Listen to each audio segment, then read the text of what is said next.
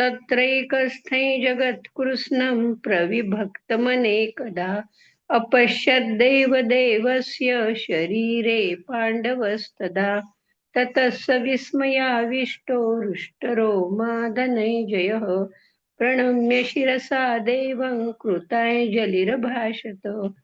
अर्जुन उवाच पश्यामि देवांस्तव देवदेहे सर्वांस्तथा भूतविशेषसङ्गान् ब्रह्माण्डमीशं कमलासनस्थ मृषींश्च सर्वानुरङ्गाश्च दिव्यान् अनेकबाहूदरवक्त्रनेत्रं पश्यामि त्वां सर्वतोऽनन्तरूपम् नान्तन्न मध्यन्न पुनस्तवादिं पश्यामि विश्वेश्वर विश्वरूप।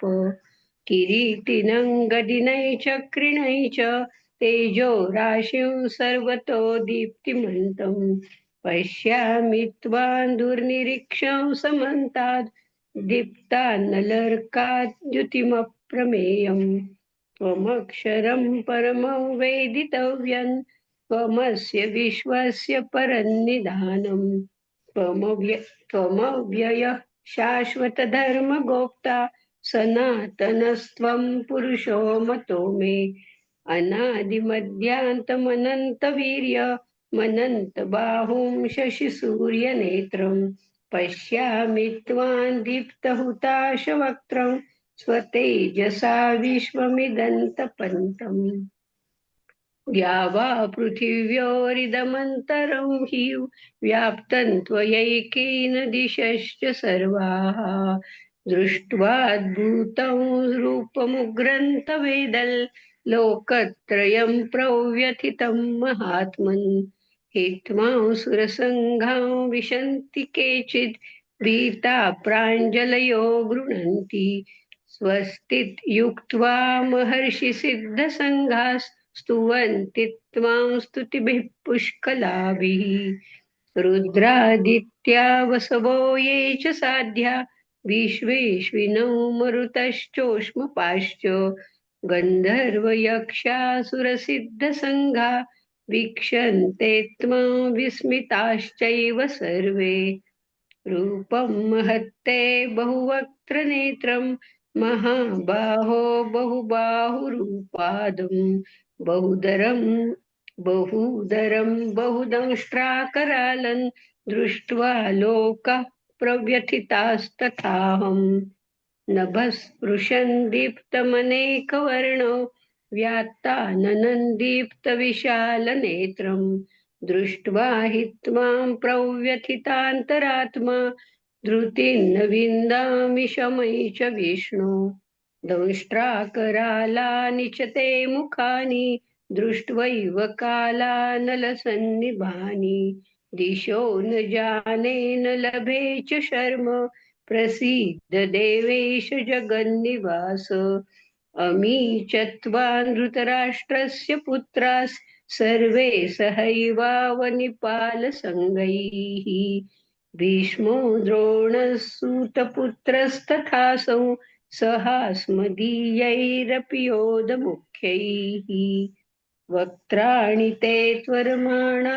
विशन्ति दंष्ट्राकरालानि भयानकानि केचिद् विलग्ना दशनान्तरेषु सन्दृश्यन्ते चूर्णितैरुत्तमाङ्गैः यथा नदीनां बहवोऽम्बुवेगाः समुद्रमेवाभिमुखा द्रवन्ति तथा तवामि नरलोकवीरा विशन्ति वक्त्राण्यभिविज्वलन्ति यथा प्रदीप्तैज्वलन्तं पतङ्गा विशन्ति नाशाय समृद्धवेगाः तथैव नाशाय विशन्ति लोकास्तवापि वक्त्राणि समृद्धवेगाः लेलीयसे ग्रसमानः समन्ताल् लोकान् समग्रान् वदनैर्ज्वलद्भिः तेजोभिरापूर्य जगत्समग्रं भासस्तवोग्राः प्रतपन्ति विष्णो आख्याहि मे को भवानुग्ररूपो नमोऽस्तु ते देववर प्रसीद विज्ञातुमिच्छामि भवन्तमाद्यन् न हि प्रजानामि तव प्रवृत्तिम् श्रीभगवानुवाच कालोऽस्मि लोकक्षयकृत् प्रवृद्धो लोकान् समाहर्तुमिह प्रवृत्तः ऋते पीत्वान् भविष्यन्ति सर्वे येव स्थिताः प्रत्यनीकेषु योधाः तस्मात् तस्मात् उत्तिष्ठ यशो लभस्व जित्वा शत्रून् भुङ्क्ष्व राज्यं समृद्धम् मयैवैते निहताः पूर्वमेव निमित्तमात्रं भव सव्यसाचिन् द्रोणै च भीष्मै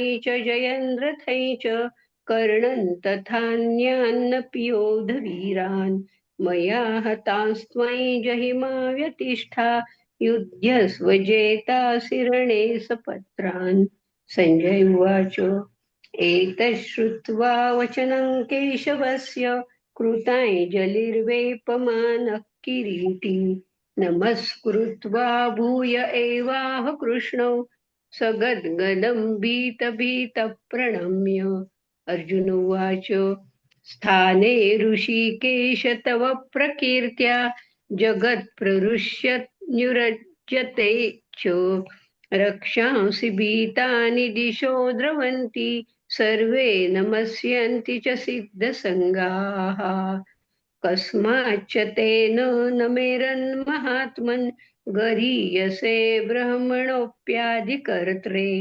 अनन्तदेवेश जगन्निवास त्वमक्षरं सदसत्तत्परं यत् त्वमादिदेवः पुरुषः पुराणस्त्वमस्य विश्वस्य परन्निधानम् वेत्तासि वेद्यै च परै च धाम त्वया ततो विश्वमनन्तरूप वायुर्यमोऽग्निर्वरुणस्य शाङ्कः प्रजापतिस्त्वं प्रपितामहश्च नमो नमस्तेऽस्तु सहस्रकृत्वः पुनश्च भूयोऽपि नमो नमस्ते नमः पुरस्तादथ पृष्ठतस्ते नमोऽस्तु ते सर्वत एव सर्व अनन्तवीर्यामितविक्रमस्त्वं सर्वं समाप्नोषि ततोऽसि सर्वः सखेति मत्वा प्रसभं यदुक्तं हे कृष्ण हे यादव हे सखेति अजानता महिमानन्तवेदं मया प्रमादात् प्रणयेन वापि यच्चावहासार्थमसत्कृतोऽसि विहारशय्यासनभोजनेषु एकोऽथवाप्यच्युत तत्समक्षन् तत्क्षामये त्वामहमप्रमेयम् पितासि लोकस्य चराचरस्य त्वमस्य पूजश्च गुरुर्गरीयान् न त्वत्समोऽस्त्यभ्यधिकः कुतोऽन्यो लोकत्रयेऽप्यप्रतिमप्रभाव तस्मात् प्रणम्य प्रणिधाय कायं प्रसादये त्वामहमीश मीड्यम् पितेव पुत्रस्य सखेव सख्युः प्रियः प्रियायार्हसि देव सोढुम् अदृष्टपूर्वं हृषितोऽस्मि दृष्ट्वा भयेन च प्रव्यथितं मनो मे तदेव मे दर्शय देवरूपं प्रसीद देवेश जगन्निवास किरीटिनं गदिनैचक्रहस्त मिच्छामि त्वां द्रष्टुमहं तथैव तेनैव रूपेण चतुर्भुजेन सहस्रबाहो भव विश्वमूर्ते श्रीभगवानुवाच मया प्रसन्नेन तवार्जुनेदौ रूपं परं दर्शितमात्मयोगात् तेजोमयं विश्वमनन्तमाद्यै यन्मे त्वदन्येन दृष्टपूर्वम् न वेदः यज्ञाध्ययनैर्न दानैर्न च क्रियाभिर्न तपोभिरुग्रैः एवं रूपश्यक्य अहं नृलोके द्रष्टुं त्वदन्येन कुरु प्रवीर मा ते व्यथा मा च विमूढभावो दृष्ट्वा रूपं घोरमिदृङ्गं मेदम् व्यपेतभिप्रीतमनः पुनस्त्वं तदेव मे रूपमिदं प्रपश्य सञ्जय उवाच इत्यर्जुनौ वासुदेवस्तथोक्त्वा स्वकं रूपं दर्शयामास भूयः आश्वासयामास च भीतमेनं भूत्वा पुनः सौम्य वपुर्महात्मा अर्जुन उवाच दृष्ट्वेदं मानुषं रूपं तव सौम्यै जनार्दन इदानीमस्मि संवृत्तः सचेताः प्रकृतिं गतः श्रीभगवानुवाच सुदुर्दर्शमिदं रूपं दृष्टवानसि यन्मम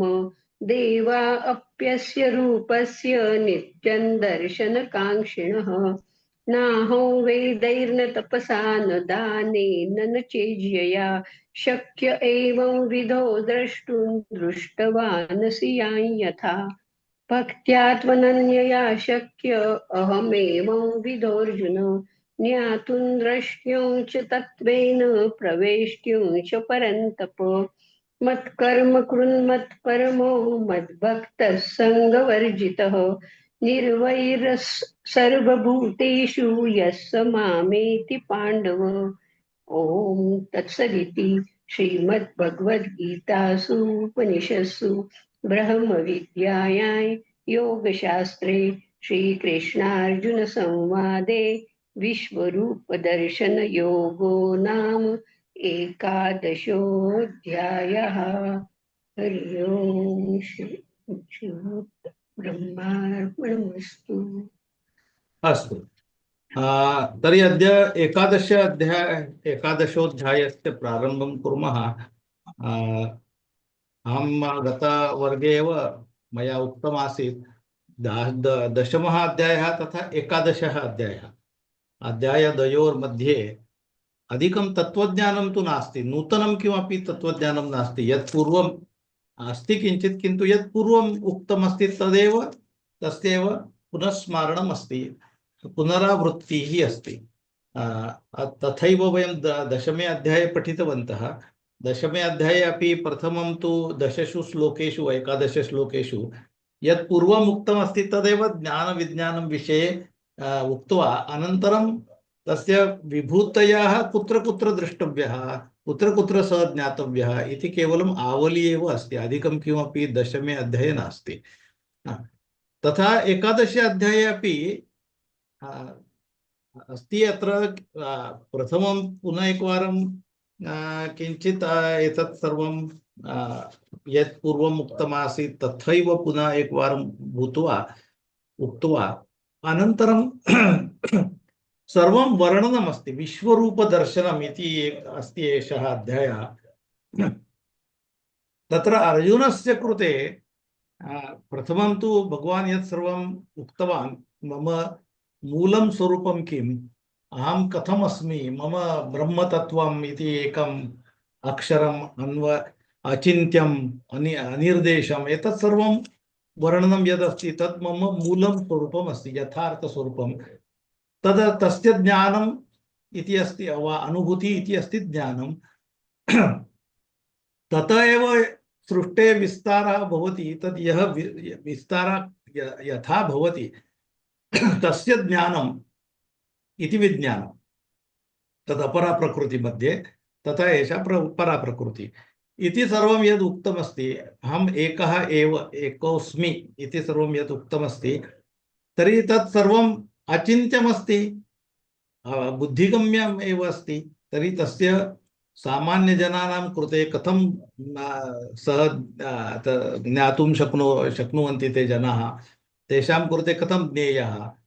तदर्थं सः वदति, अरे अहं तु सर्वत्र अस्मि, किञ्चित् उदाहरणार्थं वदामि इति, केवलं उदाहरणार्थं वदामि इति उक्त्वा तत्र विभूतयां विषये वदति। इदानीम् अर्जुनस्य समाधानं न भवति। सः वदति, एतावत् तु मया सर्वं श्रुतवान्, किन्तु इदानीम् द्रष्टुम् इच्छामि साक्षात् हा, तर्हि यदा यदि भवान् अहम् अर्हः इति चिन्तयति, द्रष्टुम् अर्हता अपि आवश्यकी, मम अर्हता तादृशी अस्ति वा न इति भवान् प्रथमं पश्यतु। यदि मम अर्हता अस्ति चेत् अस्ति तर्हि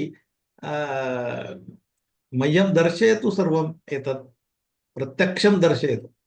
इदानीं भगवतः यत् मूलं स्वरूपमस्ति तत् दर्शयितुम् अशक्यमेव सर्वेषां कृते। सामान्य किमस्ति, सामान्य अस्माकं सामान्या बुद्धिः अस्ति सर्वेषां। तर्हि सर्वे वयम् अपरा प्रकृतिमध्ये एव स्मः। अस्माकं यत् शरीरमस्ति पञ्चमहाभूतात्मकमस्ति, तत्र तत्र नेत्रे पश्यन्ति, किन्तु नेत्रे केवलं नेत्रे न पश्यन्ति, मस्तिष्कं पश्यति, किन्तु नेत्रे साधनमस्ति, नेत्रद्वयम् इति साधनं केवलं। ततः यद् वयं पश्यामः, यत् वयं शृणुमः तत् कर्णः इति केवलं साधनं, नासिका इति साधनं केवलं। तत्र ज्ञानं तु मस्तिष्के एव भवति, किन्तु एतत् सर्वं ज्ञानं यत्र भवति बुद्धि, तत्र बुद्धिः अस्ति, बुद्धेः कार्यमस्ति तत् ज्ञानं। तत्र यदि अहं पश्यामि एतद् यद् दृश्यते लेखनी अस्ति इति, प्रथमं तु नेत्रे किं भवति, सूर्यप्रकाशः किरणः तत्र गच्छति, ततः परिवर्तितं भूत्वा मम नेत्रस्य मार्गेण मस्तिष्कं प्रति गच्छति। तत्र बुद्धेः कार्यमस्ति, बुद्धेः स्मरणशक्तिः अस्ति। पूर्वम् एतत् दृष्टमस्ति, लेखनी इति दृश्यते इति तस्य पूर्वाभ्यासः अस्ति, अतः सा बुद्धिः वदति एतत् लेखनी अस्ति इति। तर्हि एतत् बुद्धेः कार्यमस्ति। तर्हि यत् यत् वयं द्रष्टुं शक्नुमः सर्वत्र, तत्र कथं द्रष्टुं शक्नुमः, कथं ज्ञातुं शक्नुमः, तर्हि प्रत्येकं सृष्टेः यद्यत् ये पदार्थाः सन्ति, प्रत्येकं पदार्थस्य कृते तन्मात्रा सन्ति। एतत् पञ्चमहाभूतानि सन्ति, पञ्चमहाभूतात्मकम् एव सर्वम् एषा सृष्टिः अस्ति, पञ्चमहाभूतात्मिका। तत्र पञ्चमहाभूतानि इत्युक्ते आकाश, अग्नि, वायु, जलं, पृथ्वी, पञ्च, तेषां मिश्रणेन एव सर्वे पदार्थाः तत्र दृश्यन्ते। किन्तु तेषां ज्ञानं भवितुं तेषां विषयः एकैकः विषयः अस्ति। ते अस्माकं ज्ञानेन्द्रियाणि तेषां ग्रहणं कुर्वन्ति। तर्हि ग्रहणं कर्तुं तेषां के गुणाः सन्ति, ते गुणाः सन्ति पञ्चतन्मात्राः। इत्युक्ते यदि शब्दः, आकाशस्य गुणः अस्ति, तन्मात्रा अस्ति शब्दः, तर्हि शब्देन एव वयं ज्ञातुं शक्नुमः तत्र आकाशः अस्ति। अग्निः अस्ति, तस्य कृते रूपं, शब्दः तथा रूप। वायु अस्ति, तस्य कृते शब्दः, रूप तथा स्पर्श। जलम् अस्ति, तर्हि स्पर्श, रूप तथा तत्र रुचिः अपि अस्ति, रसः। अनन्तरं पृथ्वी कृते गन्धः अपि आगच्छति। तर्हि एताः सर्वाः पञ्चतन्मात्राः आणि पञ्चमहाभूतानि।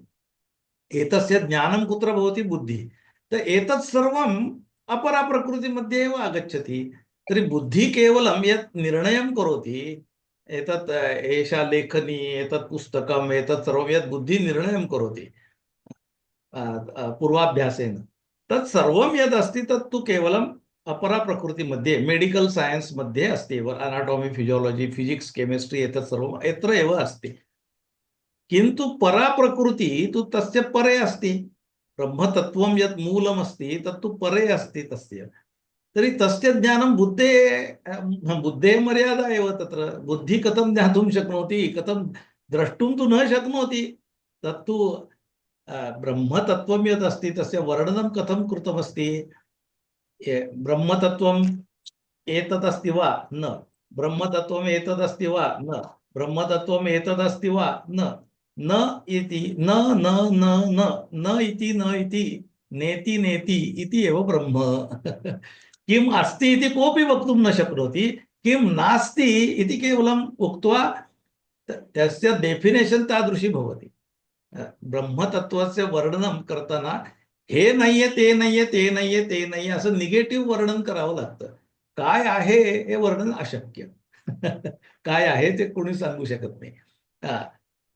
ये बुधाः ज्ञानिनः ऋषयः ते अपि न वक्तुं शक्नुवन्ति. अभ्यासेन केवलम् तस्य अनुभूतिं कर्तुं शक्नुवन्ति, किन्तु वर्णनं तु कर्तुम् अशक्यम्.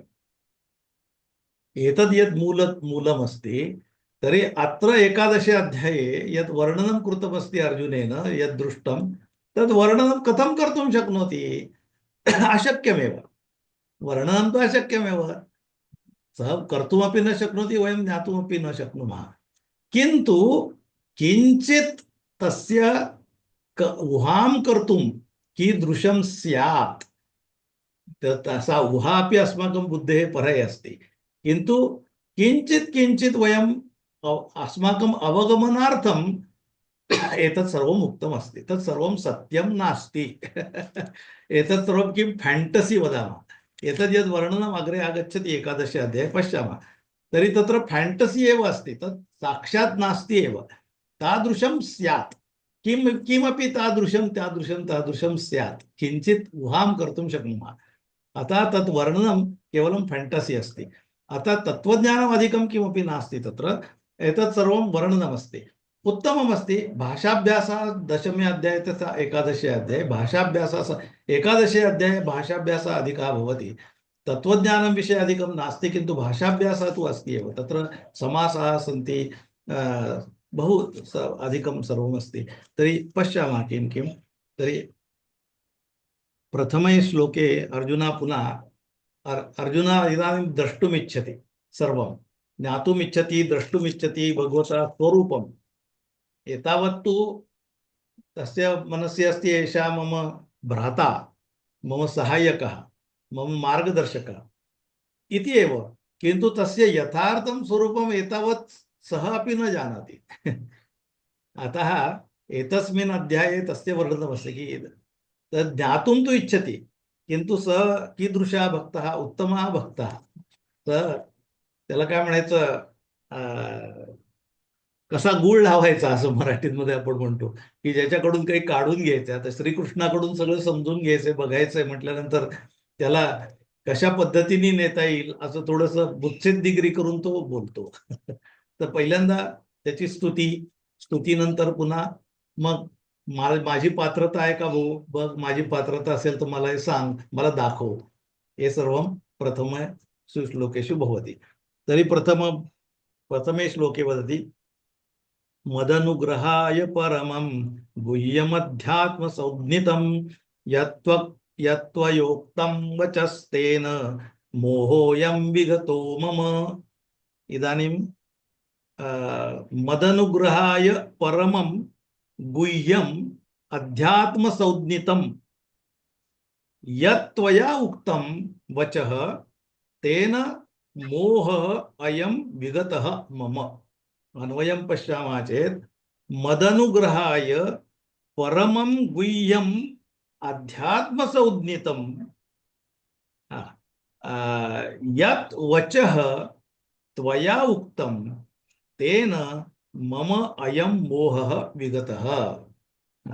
तर्हि एतावद् यद् तेन श्रुतमस्ति अर्जुनेन, प्रथमं तस्य मोहः अस्ति. अहं मम पुरतः मम पितामहः, मम बान्धवाः, तेषां हत्यामहं कथं कर्तुं शक्नोमि, किमर्थं मया करणीयं, तत् पापं सर्वं भवेत् एतत् सर्वं.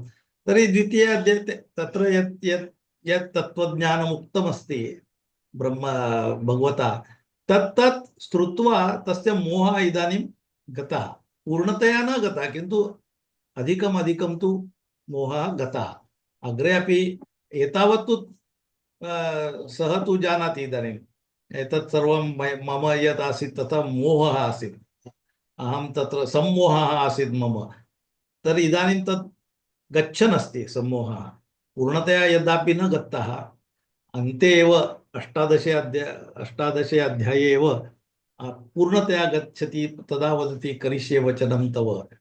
तावत्पर्यन्तम् इदानीं तु या स्थितिः पुरा आसीत् तत्र परिवर्तनं जातम्. अतः किं वदति इदानीं मम मोहः विगतः। हा, तर्हि मम अयं वा इत्युक्ते एषः मम एषः मोहः विगतः केन, तर्हि तेन वचनेन तत्र यद् वचः वचस् इति प्रातिपदिकमस्ति, तत्र वच इति धातोः तप्रत्ययः तद् वच इति धातुः अस्ति, तत्र किञ्चित् भिन्नः प्रत्ययः अस्ति, इस् यस् वा इति तादृशः प्रत्ययः अस्ति, तेन वचस् इति प्रातिपदिकं भवति। तर्हि वचः इति तस्य प्रथमा एकवचनं भवति, नपुंसकलिङ्गे अस्ति अतः। तर्हि यत् तस्य अर्थः वाक्यं यद् यद् भवता उक्तमस्ति तद् वाक्यं श्रुत्वा मम किमर्थम् उक्तं भवता, तत् मदनुग्रहाय, मम कृते अनुग्रहाय, मम अनुग्रहार्थं माझ्यावर उपकार करण्यासाठी यद् भवता उक्तमस्ति तत् परमं गुह्यम् अतीव श्रेष्ठं गोपनीयं, सा विद्या गुप्ता अस्ति, केवलम् अर्जुनस्य कृते एव अन्येषां कृते न।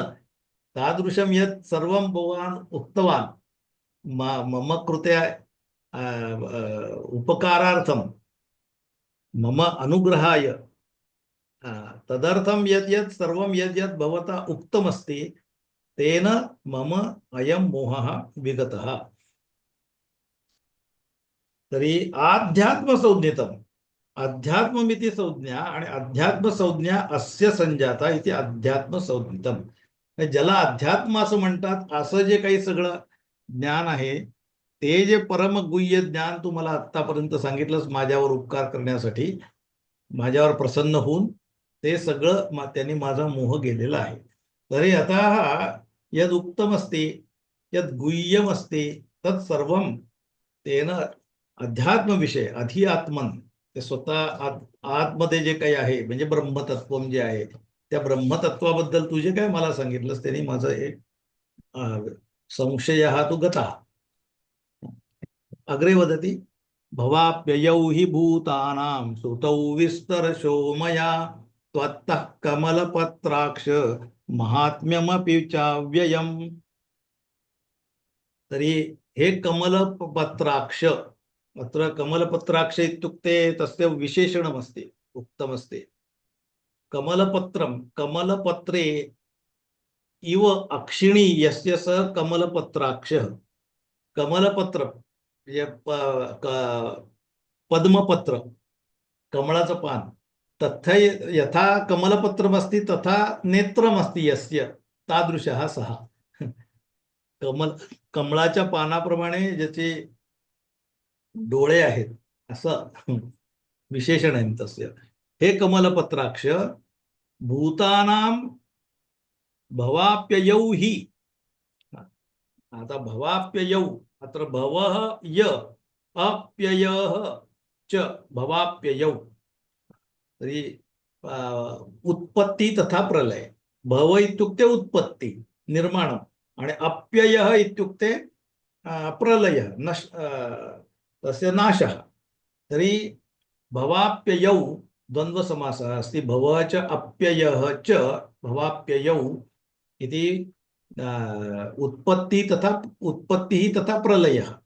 एतद् यदस्ति कस्य उत्पत्ति प्रलयः, तर्हि तत्र भूतानां भवाप्ययौ, सर्व प्राणिनः ये सन्ति ते प्राणिनां उत्पत्ति तथा प्रलय इति विषये हे कमलपत्राक्ष भूतानां भवाप्ययौ हि विस्तरशः, पूर्णतया विस्तरेण भवान् त्वत्तः मया, तत्र त्वत्तः अत्र भवतः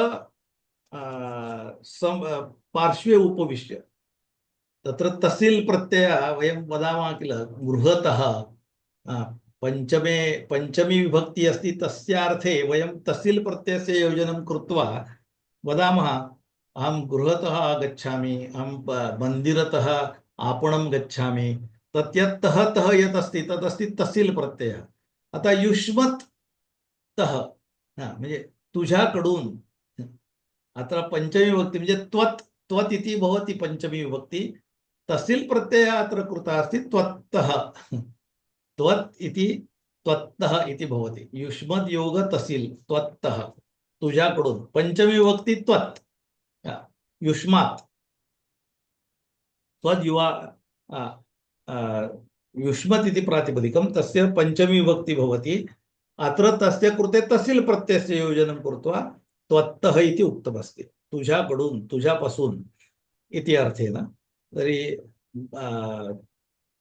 त्वत्तः यद् मया श्रुतमस्ति हे कमलाख्य भूतानाम् उत्पत्ति प्रलयः इति विषये यत् विस्तरेण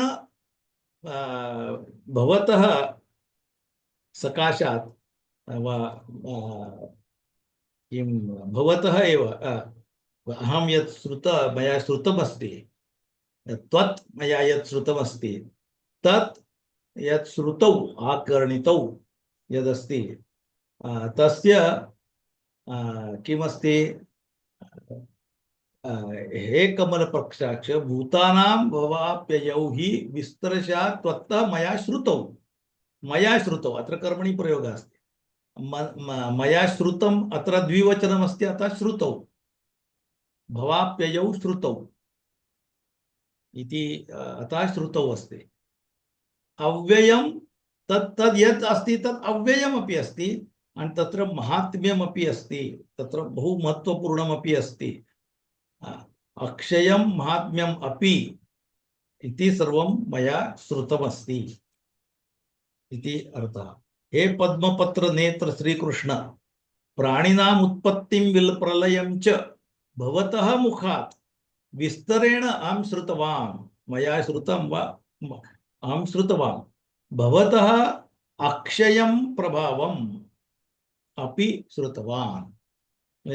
भवतः महात्म्यं किमस्ति महत्ता कुत्र अस्ति तस्य महात्मनः भावः इति महात्म्यं.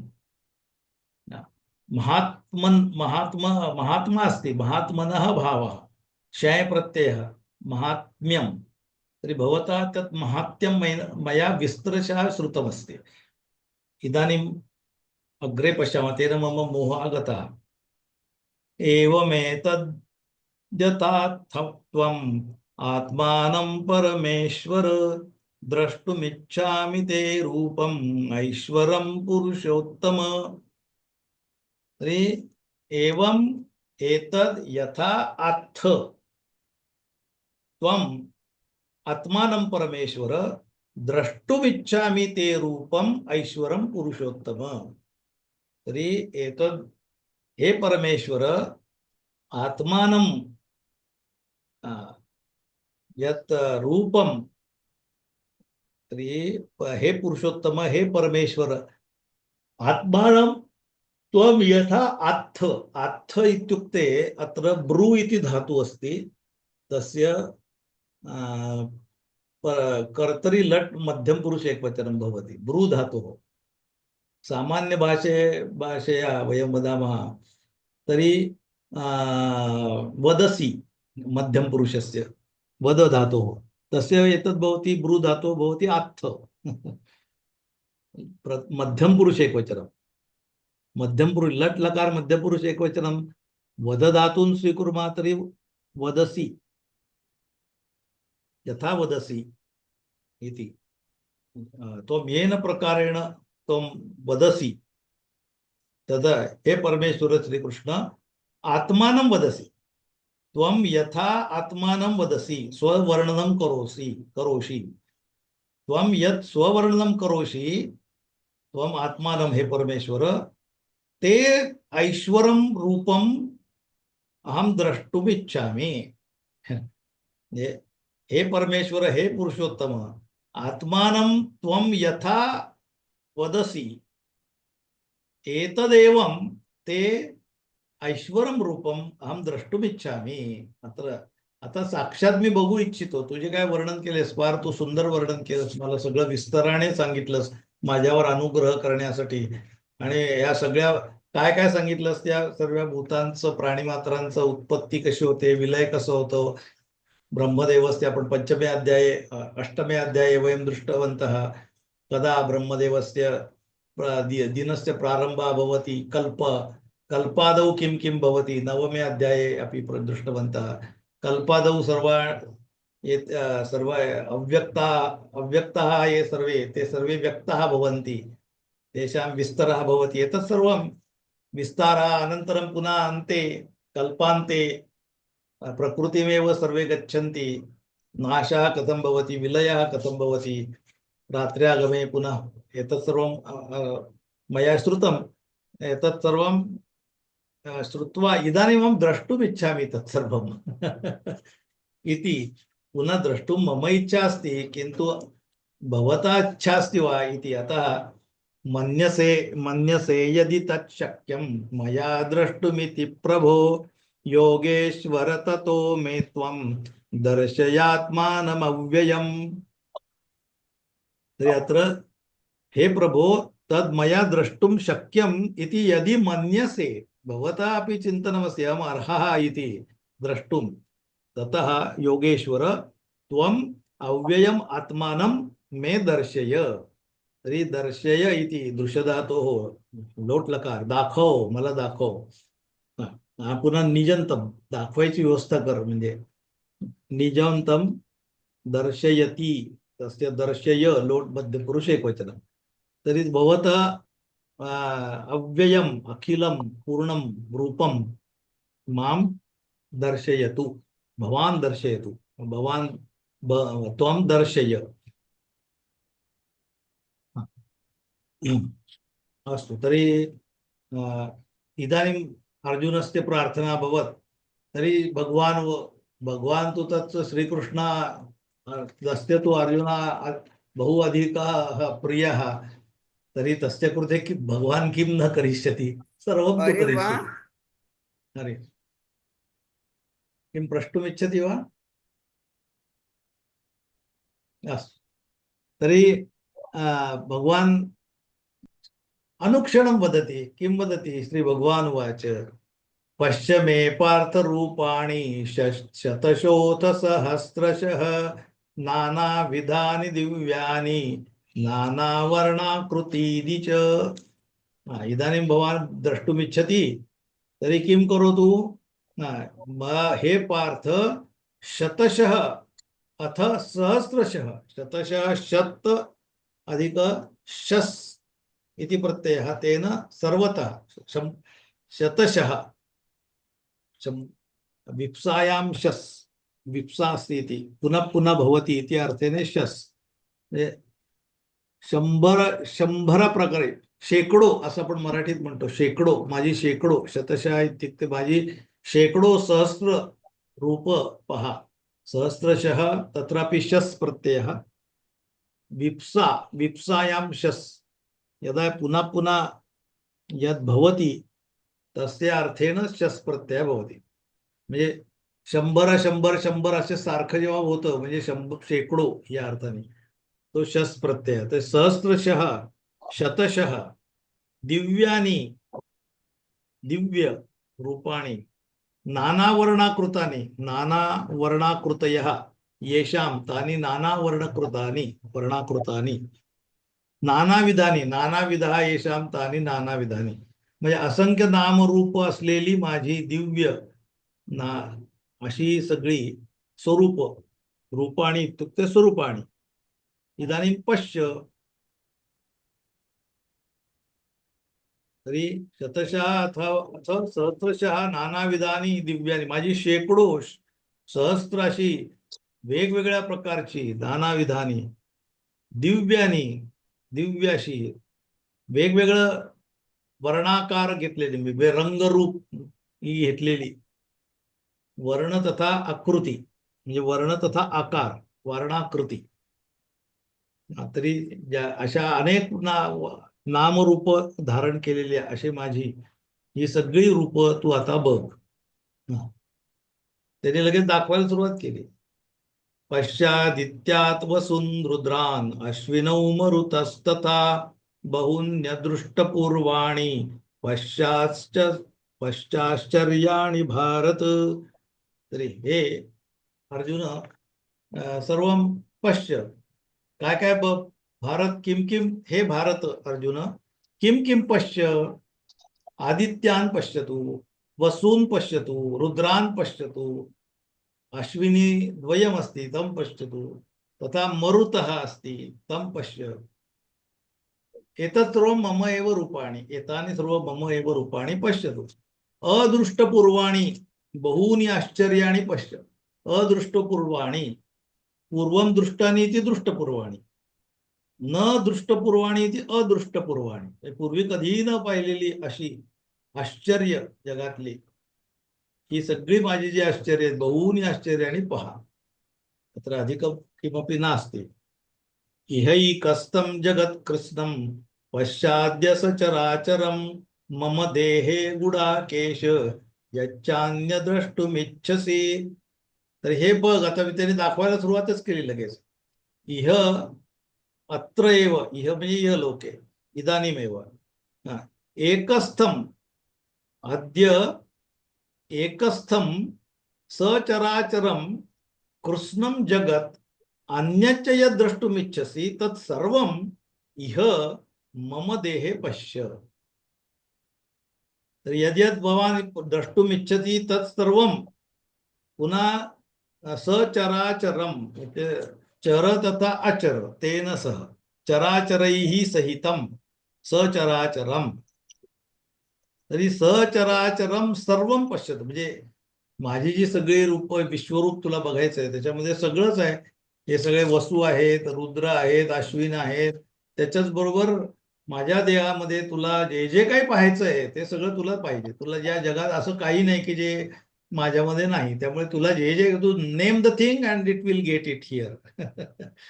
Name the thing you will get it here, that's all. काही जे तोंडाला येईल, काय मनात येईल ते सगळं तू इथे बघू शकशील. कुठं एकस्थमेव, अत्र एकत्र बघू शकतो, एकत्रित स्थितम, सर्व याच्या इथे उपस्थित आहे. कारण याच्यातूनच सगळं निर्माण झालंय. मयी सर्वाणि भूतानि, हे पहिल्यांदाच सांगितलंय तरी, हे सगळी भूतानी माझ्यामध्ये आहेत. आणि त्याच्यामुळे तुला माझं हे स्वरूप आता तू बघतोस तू. आणि मग एकदम त्याच्या लक्षात आलं की अरे अर्जुना एतत् द्रष्टुं न शक्नोति, अर्जुनस्य किमपि प्रतिस्पन्दः न दृश्यते. येन साक्षात, एक निमिषं.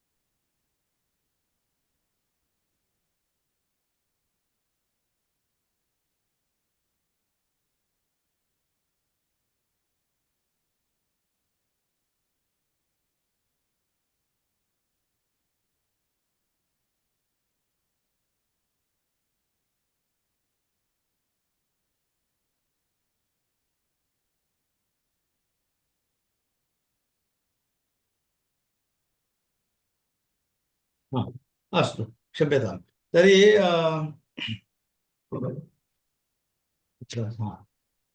तर्हि एतत् सर्वं तस्य मनसि अस्ति, तेन साक्षात् दर्शयितुं प्रारम्भः कृतः.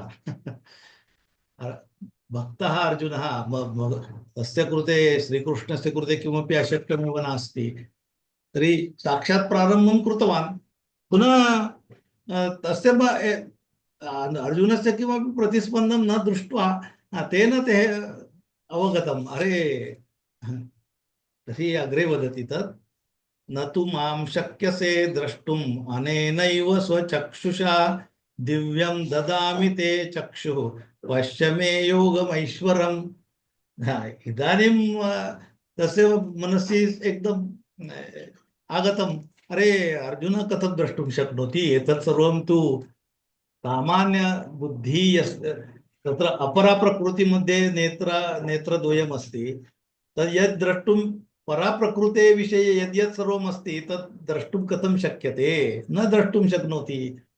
तर्हि अनेन स्वचक्षुषा एव मां द्रष्टुं न शक्यसे। तर्हि प्रथमं स्वचक्षुषा, चक्षुः इति अस्ति तस्य तृतीया एकवचनं, तेन भवान् द्रष्टुं न शक्नोति। चक्षुष चक्षुष इति चर्मचक्षुषः चर्मचक्षुषः न, इदानीं किमस्ति, स्वचक्षुषा अस्ति। यत् इदानीं यत् नेत्रमस्ति भवतः, चक्षुष इत्युक्ते दृष्टि, तया दृष्ट्या भवान् द्रष्टुं न शक्नोति। स्वचक्षुषा स्वस्य यदस्ति दृष्टिः, तेन तु एतत् अशक्यं, द्रष्टुं न शक्यसे। अतः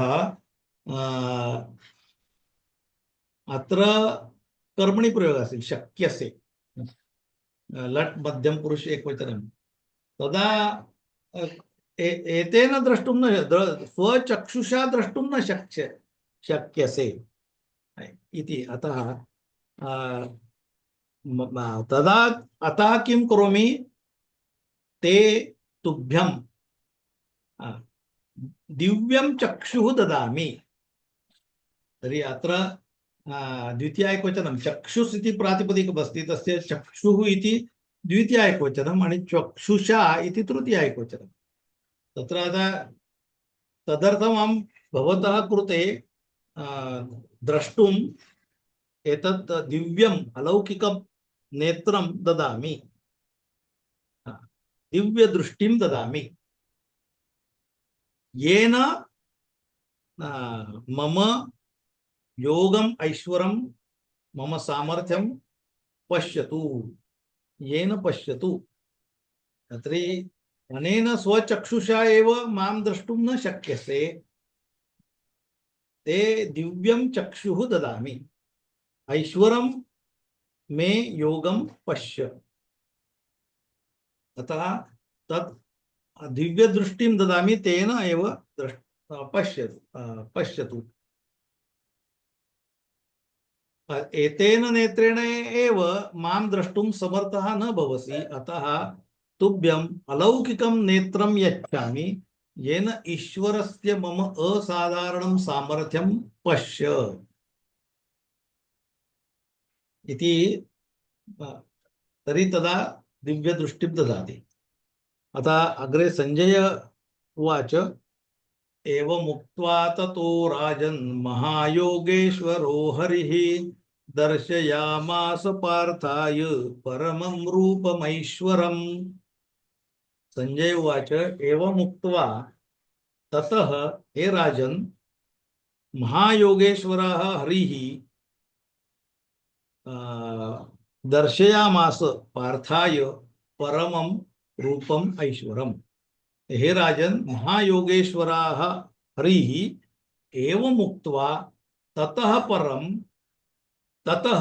परम ऐश्वरम रूपम पार्थाय दर्शयामास। अतः दर्शयामास इति अत्र लिट् लकारः अस्ति। लिट् लकार परोक्ष भूतकाळ, इथं काय आपल्या समोर झालेलं नाहीये, म्हणून त्यांनी परोक्ष भूतकाळ वापरलाय तिथं।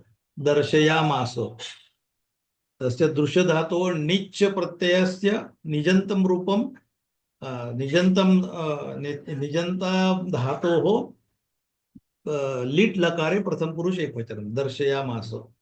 तर्हि दर्शितवान्, प्रदर्शितवान्। तर्हि धृतराष्ट्र महान् योगेश्वरः कृष्णः इत्थम् उक्त्वा एवम् उक्त्वा पश्चात् स्वीयम् उत्कृष्टम् ईश्वर संबंधिनम् आकारं पार्थाय प्रदर्शितवान्। तत् कथमस्ति इति प्रथमं संजयस्यापि वर्णनमस्ति। तत्र एतत् इदानीं फैंटसी प्रारम्भः भवति। कथं तरी तस्य वर्णनम् इदानीं संजयः करोति धृतराष्ट्रस्य कृते कथम् अनेकवक्त्रनयनम् अनेकाद्भुतदर्शनम् अनेकदिव्याभरणं दिव्यानेकोद्यतायुधं दिव्यमालाम्बरं धरं दिव्यमाल्याम्बरधरं दिव्यगन्धानुलेपनं सर्वाश्चर्यमयं देवम् अनन्तं विश्वतोमुखम् एतस्य वर्णनं करोति सर्वं किम् अनेकवक्त्रनयनम् अतः अत्र सम्पूर्णम् अत्र तत्त्वज्ञानं किमपि नास्ति वर्णनमेव अस्ति फण्टसि किन्तु व्याकरणदृष्ट्या भाषादृष्ट्या पश्यामः अत्र समासाः सन्ति अनेकवक्त्रनयनं वक्त्रं च नयनं च अनयोः समाहारः वक्त्रनयनं हे सगळे रूपम मुख वक्त्र म्हणजे मुख तरी बहूनी मुखानी आणि बहूनी नेत्राणी समाहारद्वन्द्वः आणि अनेक वक्त्रनयनं यस्मिन् तत् अनेक वक्त्रनयनम् इति बहुव्रीहि समास म्हणजे अनेक मुख आणि अनेक नेत्र असलेला तर आपण आपल्या कल्पनेप्रमाणे ते कल्पनेच्या बाहेर आहे सगळं ते सगळे डोळे असणार कसे त्याला डोळेच नाही त्याचं वर्णनच नाही तर काय करणार बाय आपलं फंटासी वर्णन आहे की ज्याला अनेक मुख आणि अनेक नयन आहेत असा अनेकाद्भुत दर्शनम अनेक अद्भुतम अनेकाद्भुतम दर्शनम यस्मिन तत् अनेकाद्भुत दर्शनम म्हणजे विविध आश्चर्यभूतम दर्शनम अतिशय आश्चर्यकारक अशी त्याचं दर्शन आहे अनेक दिव्याभरणम दिव्याभरणम कर्मधारय अनेकम दिव्याभरणम यस्मिन् तत् अनेक दिव्याभरणम बहुव्रीहि समास अत्र समासानाम् उदाहरणानि बहूनि उदाहरणानि सन्ति अत्र समासाः एव सर्वे कर्मधारये तथा बहुव्रीहि तथा द्वन्द्व अपि अस्ति समाहारद्वन्द्व अपि अस्ति तत्पुरुषः अपि अस्ति अग्रे तत्र समासानां यदि कोई अभ्यासं कर्तुम् इच्छामः तर्हि अत्र एतस्य वर्णनं बहु सम्यक् अस्ति अनेक दिव्याभरणं दिव्यमाभरणम् अनेकं दिव्याभरणं यस्मिन् तत् अनेक दिव्याभरणम् आभरणम् इत्युक्ते दागिने नाना विकारी प्रकारचे दागिने नानाविध प्रकारची आश्चर्य ज्याच्यामध्ये आहेत नाना प्रकारची दिव्य आभरणांनी युक्त असलेला दिव्यानेकोद्यतायुधम आयुधम उद्यतम आयुधम उद्यतायुधम उद्यतम आयुधम हे सिद्ध असलेला आयुध तरी अनेकैहि दिव्य शस्त्राहि युक्तम दिव्य आयुध म्हणजे शस्त्र उद्यतम म्हणजे दिव्य अशी शस्त्र उद्यतायुधम कर्मधार आहे आणि अनेकम उद्यतायुधम अनेकोद्यतायुधम यस्मिन अस्ति सह असे त्याचे सगळे वर्णन तरी तत्र अनेक मुख नेत्र असलेला अनेक अद्भुत दर्शन असणारा पुष्कळ अशा दिव्य भूषणांनी युक्त असलेला पुष्कळशी उद्यत म्हणजे धरलेली आहे अनेक उद्यता आणि दिव्यानी आयुधानी पुष्कळशी दिव्य शस्त्रे हातामध्ये उचलून धरली आहेत जनी असा तरी उद्यतम आयुधम येन सह अनेकम उद्यतायुधम असे धारण केलेले हा उगारलेले असं म्हणून शस्त्र उगारली आहेत सगळे तेव्हा धरली आहेत अशी नानाविध प्रकारची दिव्य मालांबरधरम माल्यमच्या अंबरमच्या माल्यांबरे दिव्य मालांबरे कर्मधार आहे आणि दिव्य मालांबरयोः धरः दिव्य माल्यांबरधरः म्हणजे अनेक दिव्य माला म्हणजे माळा आणि वस्त्र अंबर म्हणजे वस्त्र अनेक प्रकारच्या माळा आणि अनेक प्रकारची वस्त्र ज्यांनी धारण केलेली आहेत असं आता हे वर्णन शक्य आहे का त्या ब्रह्मतत्वाचं अशा प्रकारे काही ना काहीतरी असेल असं पण केलंय फक्त. अशा प्रकारचं दिव्यगंधानुलेपनम. दिव्यगंध दिव्यगंध कर्मधार आहे. दिव्यगंधस्य अनुलेपनम यस्मिन तद दिव्यगंधानुलेपनम. दिव्य अशा गंधाचं लेपनम ज्यांनी केलेलं आहे असं. अनंतम न विद्यते अंत यस्य तद अनंत. आणि विश्वतोमुखम, सगळीकडे विश्वाकडे मिळून त्याची सगळी अनेक मुख आहेत असं. अशा प्रकारच्या देवम इति वदति. आता अत्र वक्त्रम इति अपि शब्दः अस्ति. तस्य किं स्ट्रन् प्रत्ययः अस्ति. स्ट्रन् प्रत्ययस्य विषये वदम् उक्तवन्तः. म्हणजे वच इति धातु अस्ति. उच्चते अनेन, ते मुख, तो ज्याने बोललं जातं ते काय, ते मुख, म्हणून ते वक्त्र. करणार्थे स्ट्रन् प्रत्यय असते. क्षेत्रम क्षीयते अनेन येनेन इति क्षेत्रम. स्तोत्रम स्तुवते अनेन इति स्तोत्रम. क्षेत्रम स्तोत्रम दात्रम योत्रम एते सगळी जी स्ट्रन् प्रत्ययान्त रूपाणि सन्ति तेषु एकम् अस्ति वक्त्रम. म्हणजे उच्यते अनेन इति वक्त्रम मुखम इति.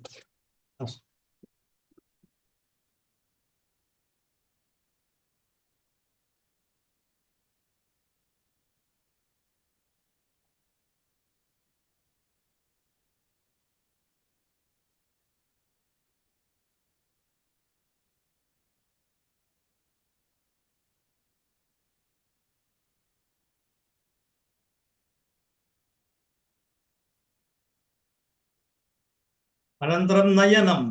आता नयन अत्र नि धातु नयति, आणि अत्र ल्युट् प्रत्ययः करणार्थे अस्ति. वयं दृष्टवन्तः करणार्थे अपि ल्युट् प्रत्ययः भवति. इत्युक्ते नियते अनेन इति, नेण्याचं साधन म्हणजे नयन. काहीतरी नेणं आणि त्याचं साधन आहे ते नयन आहे. दर्शनम अत्र ल्युट् प्रत्यय भावे अर्थे अस्ति.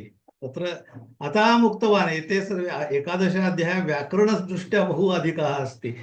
तत्र समासः बहवः, कृदन्तः बहवः. तत्तु एतत् श्लोकद्वयं तु अधिकमस्ति सर्वत्र. अत्र दर्शनं पुनः ल्युट् करणार्थे अपि अस्ति, स्ट्रन् करणार्थे अपि अस्ति, इदानीं भावे अर्थे अपि अस्ति. दर्शनं दृश्यधातौ ल्युट् भावे अर्थे. आभरणं तर्हि भ्रू धातु अस्ति. आदिक भ्रू तत्र ल्युट् आभरणम्. अनुलेपनम् अनु अधिक लिप लिपति, तत्र यदस्ति तत् अनुलेपनं ल्युट् तत्र पुन्हा भावे अर्थे भवति.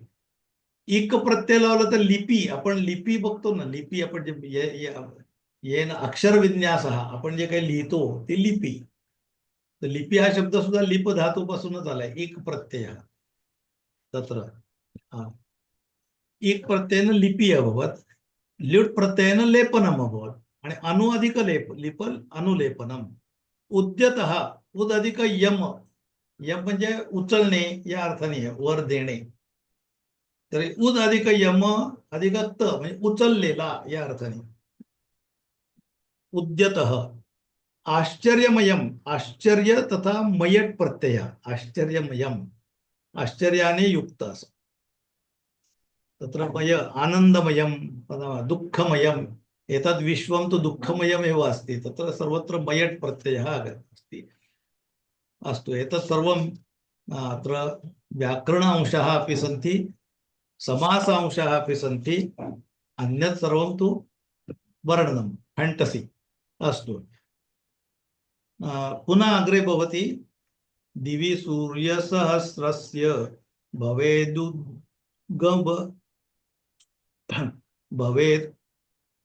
युगपदुत्थिता यदि युगपत् उत्थिता. भवेत् युगपत् उत्थिता, भवेद्युगपद उत्थिता इति.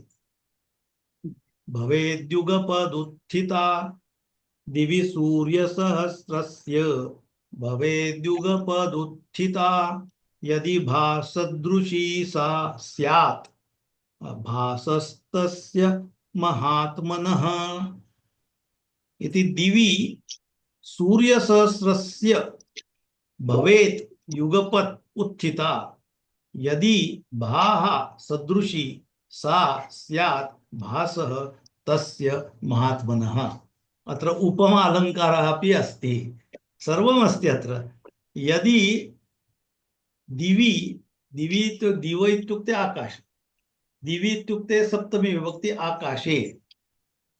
यदि आकाशे सूर्यसहस्रस्य भाः, अत्र भाः तत्र इत्युक्ते कान्तिः, कान्तिः तेज अर्थात् भाः। भास् इति अस्ति, स्त्रीलिङ्गे अस्ति सकारान्त, तस्य भाः इति रूपं भवति प्रथमा एकवचनं भास् इत्युक्ते। तर्हि तस्य तादृशी कान्तिः वा तेजः वदामः। कथं तेजः? सहस्रयुग सूर्यः, सहस्रसूर्यः, सूर्याणां सहस्रं सूर्याणां सहस्रम इति सूर्यसहस्रम। 1000 सूर्य जर एकत्र आले, आपण एक सूर्य इथे बघतोय उन्हाळ्याच्या दिवसात, तर आपल्या अंगाची लाई होतीये मे महिन्यात या एप्रिल महिन्यातच, अजून तर मे यायचा आहे, एकाच सूर्याची परिस्थिती आहे। ते तर आपण बघू तर शकतच नाही त्याच्याकडे। ग्रहणाच्या वेळेला सुद्धा आपण बघू शकत नाही। ग्रहण असेल तरी तिथे त्याचा जो करोना बघायचा असतो, तो बघण्यासाठी आपल्याला चष्मे वेगवेगळे घ्यायला लागतात, नाही तर दृष्टी वाट लागते। अशी एका सूर्याचं तेज आहे। असे जर आणि 1 सहस्त्र सूर्य एकत्र आले, कल्पनाच करू शकत नाही।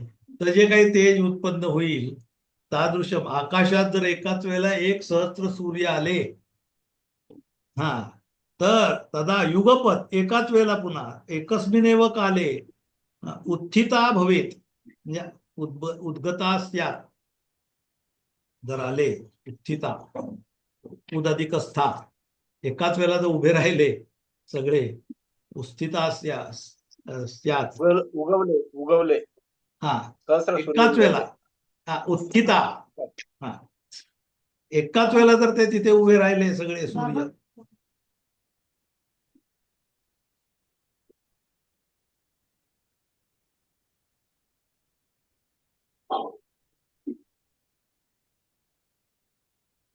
तदा कथं भवेत् तेज तथा दिवि सहस्रसूर्यस्य युगपत् पुनः उत्थिताः भवेत्।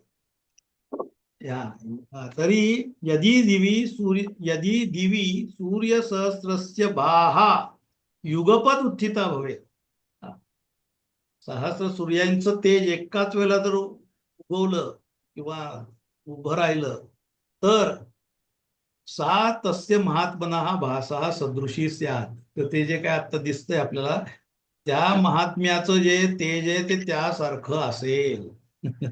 भास,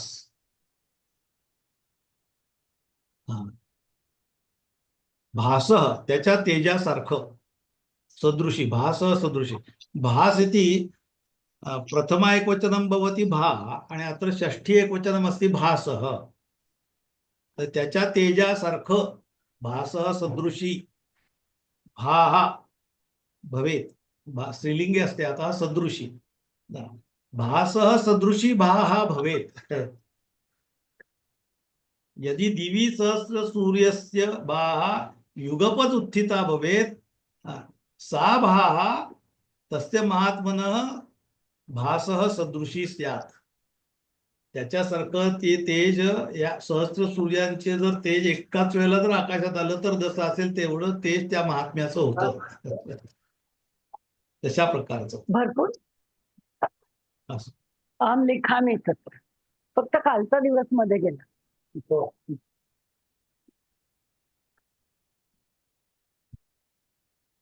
तत्रैकस्थं जगत्कृष्णं प्रविभक्तमनेकधा अपश्यद्देवदेवस्य शरीरे पाण्डवस्तदा तत्र एकस्थं जगत् एकस्मिन्नेव जगे तत्र तदा अन्वयं पश्यामः प्रथमं तदा पाण्डवः देवदेवस्य तत्र शरीरे अनेकधा प्रविभक्तं कृष्णं जगत् एकस्थम् अपश्यत् तदा पाण्डवा किम् अपश्यत् अर्जुनः पाण्डवा इत्युक्ते अर्जुनः तदा किम् अपश्यत् कृष्णस्य देवदेवस्य इत्युक्ते देवानां देवः देवदेवः तर्हि तस्य देवदेवस्य श्रीकृष्णस्य शरीरे तत्र किं कृष्णं जगत् एकस्थम् अपश्यत् कृष्णम् इत्युक्ते पूर्णं सम्पूर्णं जगत् तत्र एकस्मिन्नेव स्थाने अपश्यत् एकस्थम् अपश्यत् एकस्थ तर्हि एकस्मिन् तिष्ठति कर्तरि क उपपद समास गृहस्थ तथा एकस्थ एकस्मिन्नेव स्थाने गृहे तिष्ठति इति गृहस्थः एकस्मिन् तिष्ठति इति एकस्थः तादृशम् वर्गस्थ वर्गे तिष्ठति इति वर्गस्थ गृहे तिष्ठति इति गृहस्थ एकस्मिन्नेव तिष्ठति इति एकस्थ तर्हि एकस्थम् इति द्वितीय एकवचनम् एकस्थं कृष्णं जगत् सगळं द्विवचन आहे अपश्यत् कुत्र अपश्यत् देवदेवस्य शरीरे तदा पाण्डवः देवदेवस्य तत्र शरीरे अनेकधा कीदृशं कृष्णं जगत् अनेकधा प्रविभक्तम् अनेकधा इति अपि अव्ययम् अनेक प्रकाराणि अनेकधा बहुधा प्रविभक्तम् हे विभक्त पृथक् पृथक् अभवत् म्हणजे प्रथमम् एकमेव मूलतत्त्वमस्ति ततः एव सृष्टे विविधता आगता तर्हि तत्र बहूनि रूपाणि अतः पृथक् इत्युक्ते प्रविभक्तं रूपं पुनः एकत्वेन दृष्टवान् ते सगळी वेगवेगळी रूप जी इतर बघितली ती एकाच शरीरात त्यांनी बघितली श्रीकृष्णाच्या ततः सविस्मयाविष्टो हृष्टरोमा धनञ्जय प्रणम्य शिरसा देवं कृताञ्जलिरभाषत ततः स विस्मयाविष्टः हृष्टरोमा धनञ्जयः प्रणम्य शिरसा देवं कृताञ्जलिः अभाषत ततः अत्र पश्यामः हृष्टरोमा हृष्टानि रोमाणी यस्य सह हृष्टरोमा रोमांचित झालेला त्याचे सगळे उभे राहिले रोमांचित झालं की किमस्ति तत्र एड्रिनालिन इति अस्ति स्ट्रेस हार्मोन एड्रिनालिन नाम्ना यत् द्रव्यमस्ति शरीरे तदागच्छति तेन किं भवति अस्माकं ये केशः सन्ति अस्माकं त्वचायाः उपरि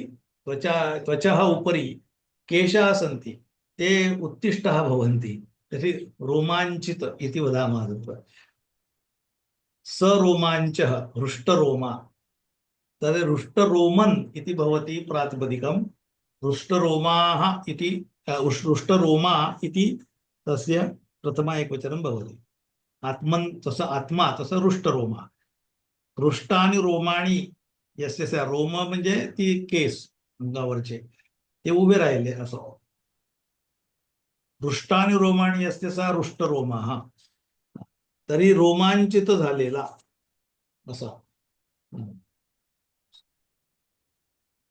आणि कृतांजली कृतः अंजली येन सह कृतांजली हात जोडलेला धनंजयती धनंजयः कर्तरी खश उपपद समास अत्र समासानां सर्वे प्रकाराः अत्र दृश्यन्ते समासानां प्रत्ययानां सर्वम् अत्र दृश्यते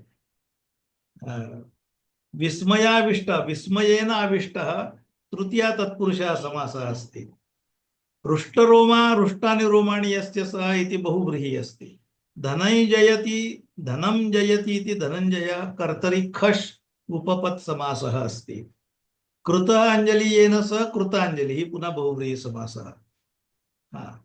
अनन्तरं अन्यत् किमपि नास्ति। अस्तु तर्हि अनन्तरं धनञ्जय पुनरेकवारं वदतु कृपया। धनञ्जय धनञ्जय। धनं जयति धनं जयति अच्छा। इति उपपत् समासः अस्ति। धन इति उपपदमस्ति तदा एव तत्र जी धातु अस्ति जी जयति तस्य खश् प्रत्ययः अस्ति म्हणजे कर्तृर्थे भवति तेन म्हणजे धनाला जिंकणारा धन जिंकणारा इति धनंजय या अर्थाने धनञ्जयति यस्य सः का न यस्य सः इति नास्ति अत्र अदा अन्यथा तत् पदप्रधानं बहुव्रीहि भवेत्।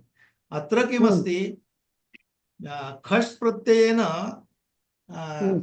क्रियापदाचं रूपांतर कर्तरी भवति करणारा या अर्थाने ती क्रिया म्हणजे जिंकणारा या अर्थाने जी जयति इति शृणोतु प्रथमं जी जयति इति धातु म्हणजे जिंकणे आणि जिंकणारा यातला जो फरक आहे तो खश प्रत्ययाने तो जिंकणारा मध्ये रूपांतर होतं म्हणजे कर्तरी भवति कर्तृर्थे एषः प्रत्ययः खश इति।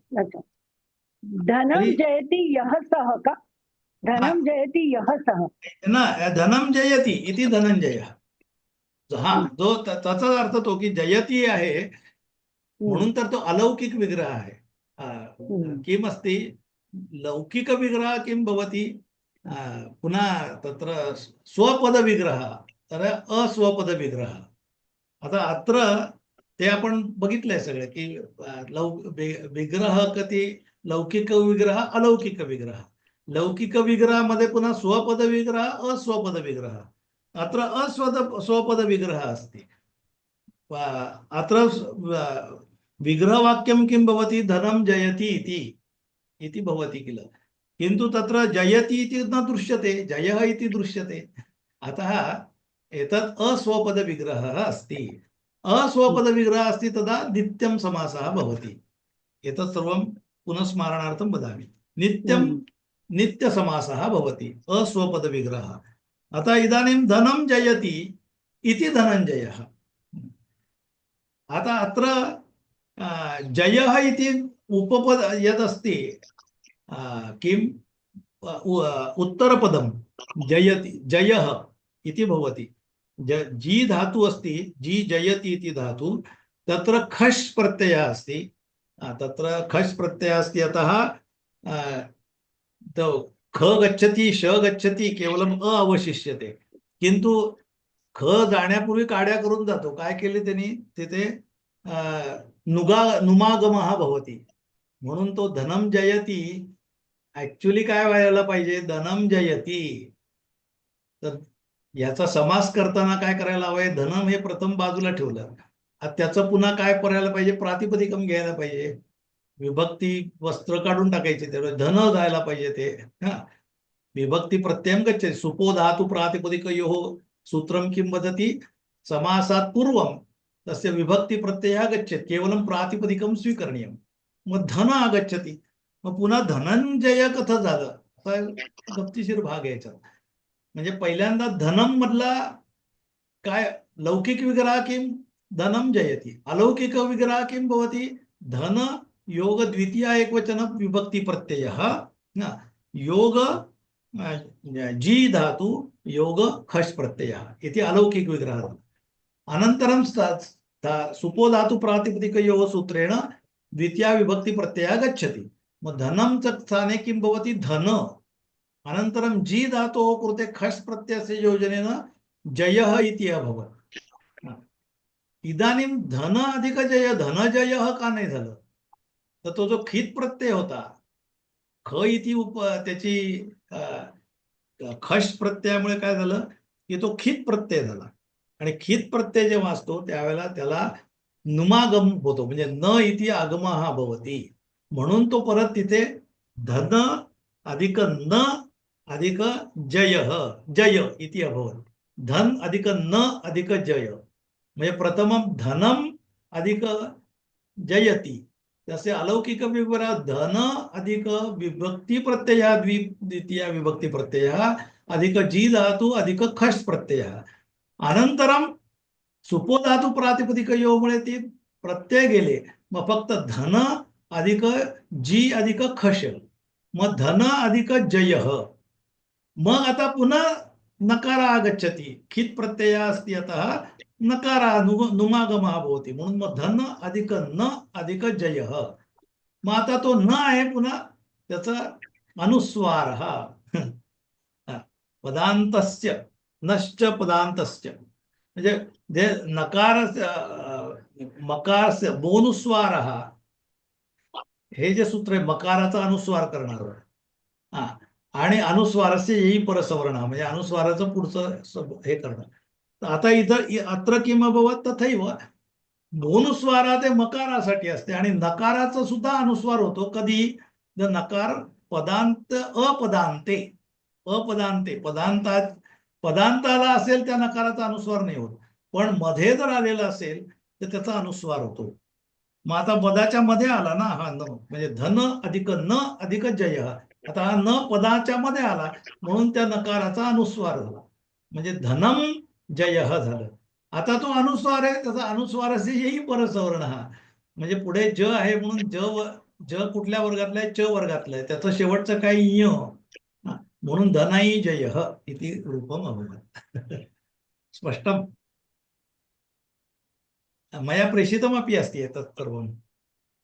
धनञ्जय रूपं कथम् अभवत् इति उपपदसमासस्य विषये वयं चिन्तितवन्तः, तदा मया गणे अपि स्थापितमस्ति एतत्, एषा प्रक्रिया. बहु स्पष्टमस्ति महोदय, बहु स्पष्टं जातम्.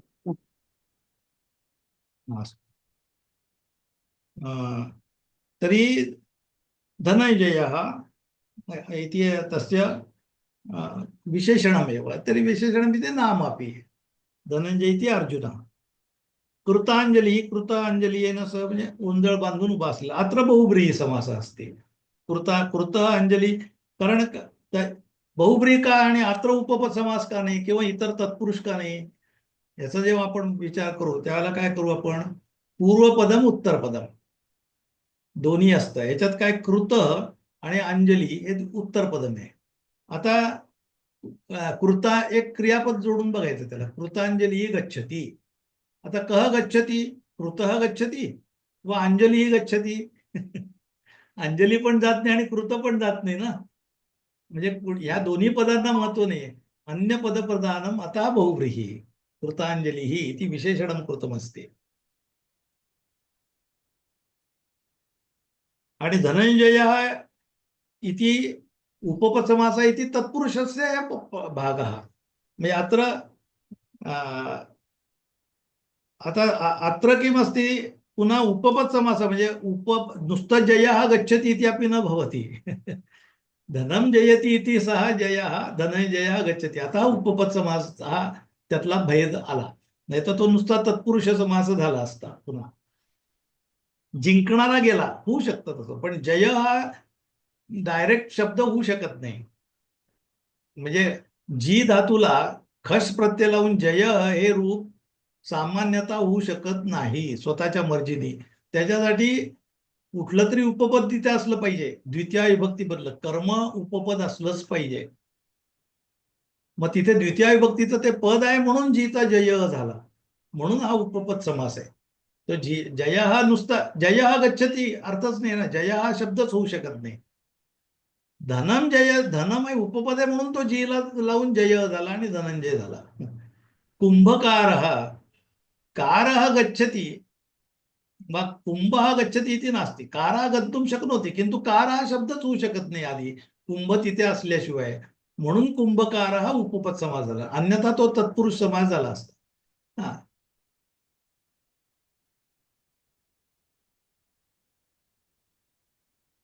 हा अस्तु, तर्हि अग्रे गच्छामः. तर्हि अनन्तरं स रोमहर्षः सः अर्जुनः विस्मितः, तो आश्चर्यचकित झाला, विस्मयाविष्ट, आश्चर्यचकित, विस्मित, तत्र शब्दः अस्ति विस्मयाविष्ट, तर्हि तत्र पुनः आविष्टः इत्युक्ते आदिक विष आणि विस्मयेन आविष्टः विस्मयाविष्टः पुनः हा अत्र पश्यतु किमर्थम् एतत् तृतीया तत्पुरुषः अत्र आविष्टः इति शब्दः भवितुम् अर्हति त्याच्यासाठी म्हणजे विस्मयाविष्टः गच्छति, विस्मया गच्छति वा आविष्टः गच्छति आविष्टः गच्छति भवितुं म्हणजे ज्याला आदिक विष धातू आविष्टः गेला, आविष्टः होऊ शकतो म्हणजे उत्तरपदप्रधानम् इति भवति तथा अतः तत्पुरुषः अभवत् तत्र विस्मयेन आविष्टः।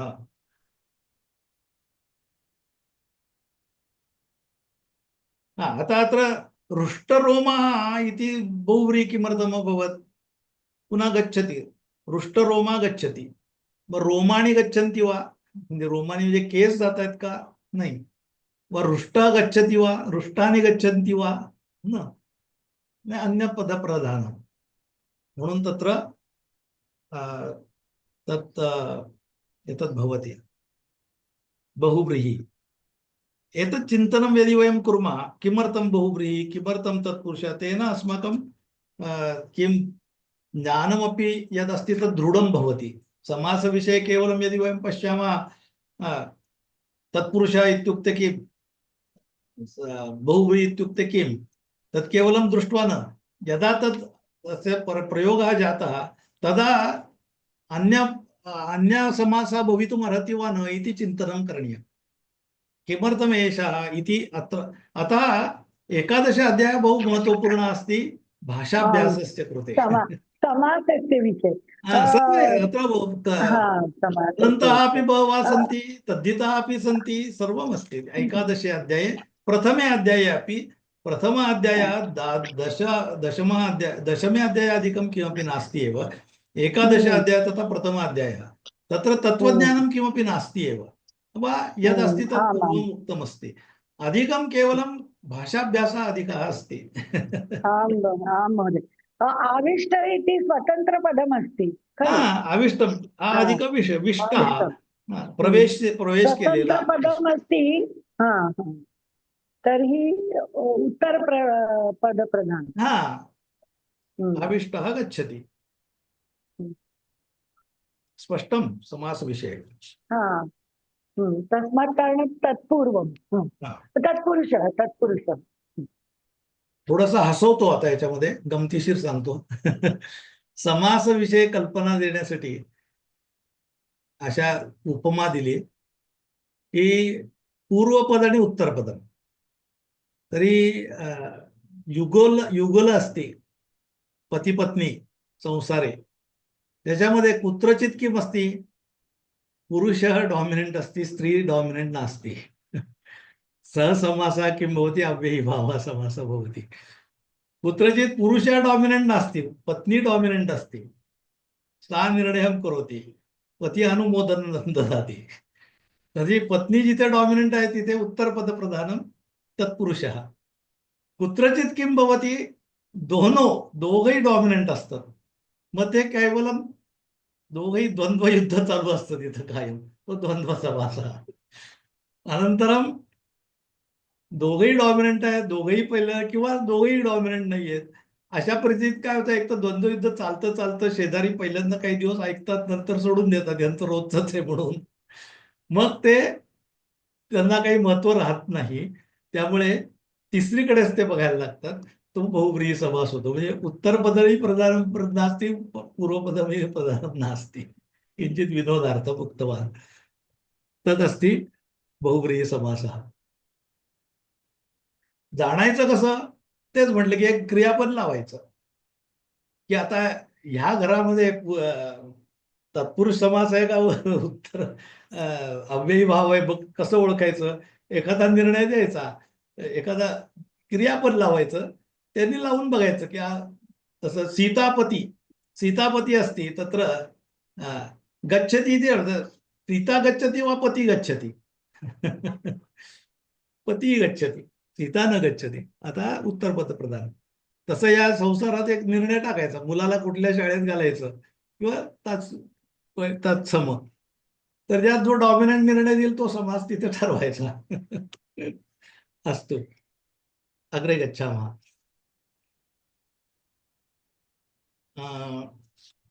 तर्हि एतदभवत् वर्णनमेव. सञ्जयस्य वर्णनमस्ति. प्रथमं तु अर्जुनस्य एतावत् किं किम् अभवत्. अर्जुनस्य प्रथमं प्रार्थना अस्ति, अहं द्रष्टुमिच्छामि. तदा भगवान् प्रथमं तु दर्शयति, अनन्तरं पश्यति अरे एषः तु द्रष्टुं न शक्नोति. अतः पुनः दिव्य दृष्टिं ददाति. अनन्तरम् अर्जुनः यद्यत् पश्यति तस्य विषये सञ्जयः वर्णनं करोति धृतराष्ट्रस्य कृते. इदानीम् अर्जुनः स्वयं यद्यत् पश्यति तस्य वर्णनं कुर्वन् अस्ति. अर्जुन उवाच पश्यामि देवांस्तव देवदेहे सर्वांस्तथा भूतविशेषसङ्घान् ब्रह्माणमीशं कमलासनस्थं ऋषींच सर्वान् ऋगांश्च दिव्यान्. तर्हि अर्जुनः उवाच पश्यामि देवान् तव देवदेहे सर्वान् तथा भूतविशेषसङ्घान् ब्रह्माणम् ईशं कमलासनस्थं ऋषीन् च सर्वान् उरगान् च दिव्यान्. तर्हि अन्वयं पश्यामः. देव तव देहे सर्वान् देवान् तथा भूतविशेषसङ्घान् कमलासनस्थं ब्रह्माणम् ईशं सर्वान् ऋषीन् च दिव्यान् उरुगान् च पश्यामि. अत्र पुनः व्याकरणांशाः अधिकाः सन्ति. पुनः अत्र भूतविशेषसङ्घान् इति भूतानां विशेषः भूतविशेषः प्राणिमात्रांच्या विषये. विशेष प्राणिमात्रांचा विशेष त्यातले स्पेशलाइज्ड प्राणी भूतानां विशेषः भूतविशेषः. आणि भूतविशेषाणां संघः. संघ इति शब्दः अस्ति. अतः उत्तरपदप्रधानं तत् षष्ठी तत्पुरुषः भवति. विशेष इति अपि भूतविशेष भूतांचा विशेष. विशेष म्हणजे वैशिष्ट्यपूर्ण. तर भूत प्राणी सगळे प्राणिमात्रांचे विशेष संघ म्हणजे समूह इति अहं दृष्टवान् तत्र. तर्हि प्रथमम् अनेक भूतांचे समूह विशेष भूतांचे समूह मी पाहिले इति. तत्र भूतविशेषसङ्घान् भूतविशेषाणां सङ्घः भूतविशेषसङ्घः तान्. अत्र द्वितीया विभक्ती. कमलासनस्थम्. आता पुन्हा स्थ आली. स्थ आला म्हणजे क प्रत्ययः. कथम अत्र पुन्हा कमलम एव आसनं कमलासनं. कमळ हे ज्याचं आसन आहे इति प्रथमं कर्मधारयः भवति. कमलम आसनं कमलम एव आसनं कमलासनं. आता कमलासने तिष्ठति इति कमलासनस्थः. आता अत्र पुनः उपपद समासः किमर्थमस्ति. तर्हि स्थ तिष्ठति इति धातु तस्य कृते स्था इति मूलधातु. स्था योग कः क प्रत्ययः. आता क प्रत्ययामध्ये क गच्छति केवलम् अ अवशिष्यते. तर्हि स्था तस्य स्थ इति अन्ते भवति. तर्हि स्थ इति शब्दः नास्ति कोऽपि. तस्य अर्थः नास्ति. स्वतन्त्रम् अस्तित्वं नास्ति स्थ इति विषये. अतः एषः क प्रत्ययः केवलं स्था धातोः कृते भवितुं न अर्हति. तत्र कुत्रचित् सप्तम्यन्तपदं भवेत्. उपपदं सप्तमी मधलं कुठलं तरी उपपद जर असेल तरच त्या स्था धातूला स्थ प्रत्यय लागून स्थ होणार. या अटीमुळं इथं कुठलंही आता गृहे तिष्ठति म्हणजे गृहमिति उपपदमस्ति तथा गृहस्थ इति भवति. वर्गे तिष्ठति वर्गस्थ भवति. वर्ग इति तस्य भवति. तथैव अत्र कमले अस्ति. कमलमस्ति. आता कमल आसन घेतले. कमले कमलस्थ. आता कमल आसनं घेतले. कमलासने तिष्ठती. आता कमलासनस्थ बसणारा, आता त सुद्धा उपवद समासाने तो कर्तृर्थ भवती, कर्ता भवती, म्हणजे बसतो, बसणे म्हणजे स्था, आणि बसलेला म्हणजे स्था, स्थ. हा हे परिवर्तन त्या मगाशी खश प्रत्ययाने केलं होतं, आता क प्रत्ययाने केलेलं आहे. परंतु हे कर्तरी केलेलं आहे. त्यांनी कर्तृपदम तयार केलेलं आहे, म्हणून कर्तरी असते येतात. म्हणजे कर्तरी उपपद समास हा. महोदय, हम्म. आता तुम्ही स्थचा नियम काय सांगितला, परत सांगाल प्लीज? स्थ हा जो धातू आहे, हा शब्द कसा तयार झाला? प्रत्यय लागून झाला. कोणाला प्रत्यय लावला? कमलाला इथे ना, स्थ प्रत्यय कोणाला लावला? कमळाशी काही संबंध आहे. स्था इति धातू, हा स्था इति धातूलाच कृत प्रत्यय लागतात. हा कृत प्रत्ययच आहे, कृदंतच आहे हे. मग हा धातूला जो स्था हा मूळ धातू आहे, त्याला क प्रत्यय लागला. हा, क इति उपपद. हा क प्रत्यय कशासाठी, कुठल्या अर्थात? प्रत्येक कृत प्रत्यय असं कसाही लावत नाही आपण, ते कुठल्या तरी अर्थात लावतो. म्हणजे त्यांनी त्या धातूमध्ये परिवर्तन केलं जातं. कुठल्या अर्थात परिवर्तन केलं त्यांनी? स्था म्हणजे काय? बसणे किंवा बसणे या अर्थाने, हा, किंवा राहणे या अर्थाने. तिष्ठती. हा, स्था तिष्ठती म्हणजे राहणे किंवा बसणे या अर्थाने स्था धातू झाला. त्याला तिंग प्रत्यय लावल्यावर ते क्रियापद झालं, तिष्ठती. तिष्ठे वा लकार झाला, तिष्ठे.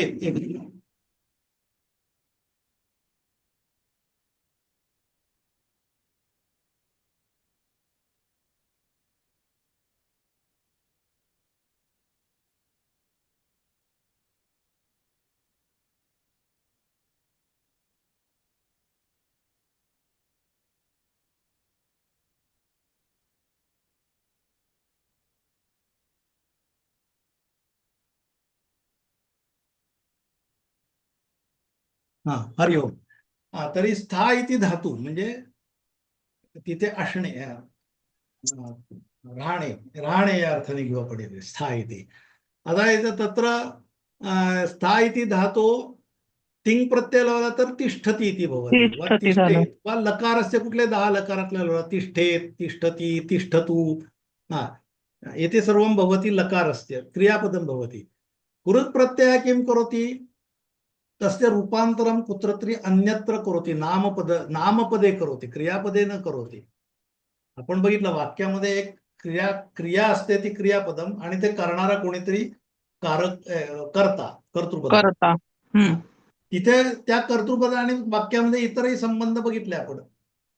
कधी कोणी करण असेल, कर्मकारकम असेल, कर्णकारकम असेल, संप्रदान, अपादान, काहीतरी त्या क्रियापदाशी संबंध असलेले अनेक शब्द येतात. ते कारक विभक्ती घेऊन येतात, ते सर्व कारक. हा, कारकपदानी ही सगळी त्याच्यात येतात. त्यातल्या कुठल्या तरी कारकासाठी याच्यात रूपांतर करतं कृत प्रत्यय. आता आपण मगाशी स्ट्रन प्रत्यय बघितला, क्षेत्रम किंवा मगाशी वक्त्रम. वच धातूला वच वक्ती इति भवति. वच वक्ती म्हणजे वदती, तसं वच वक्ती म्हणजे बोलणे.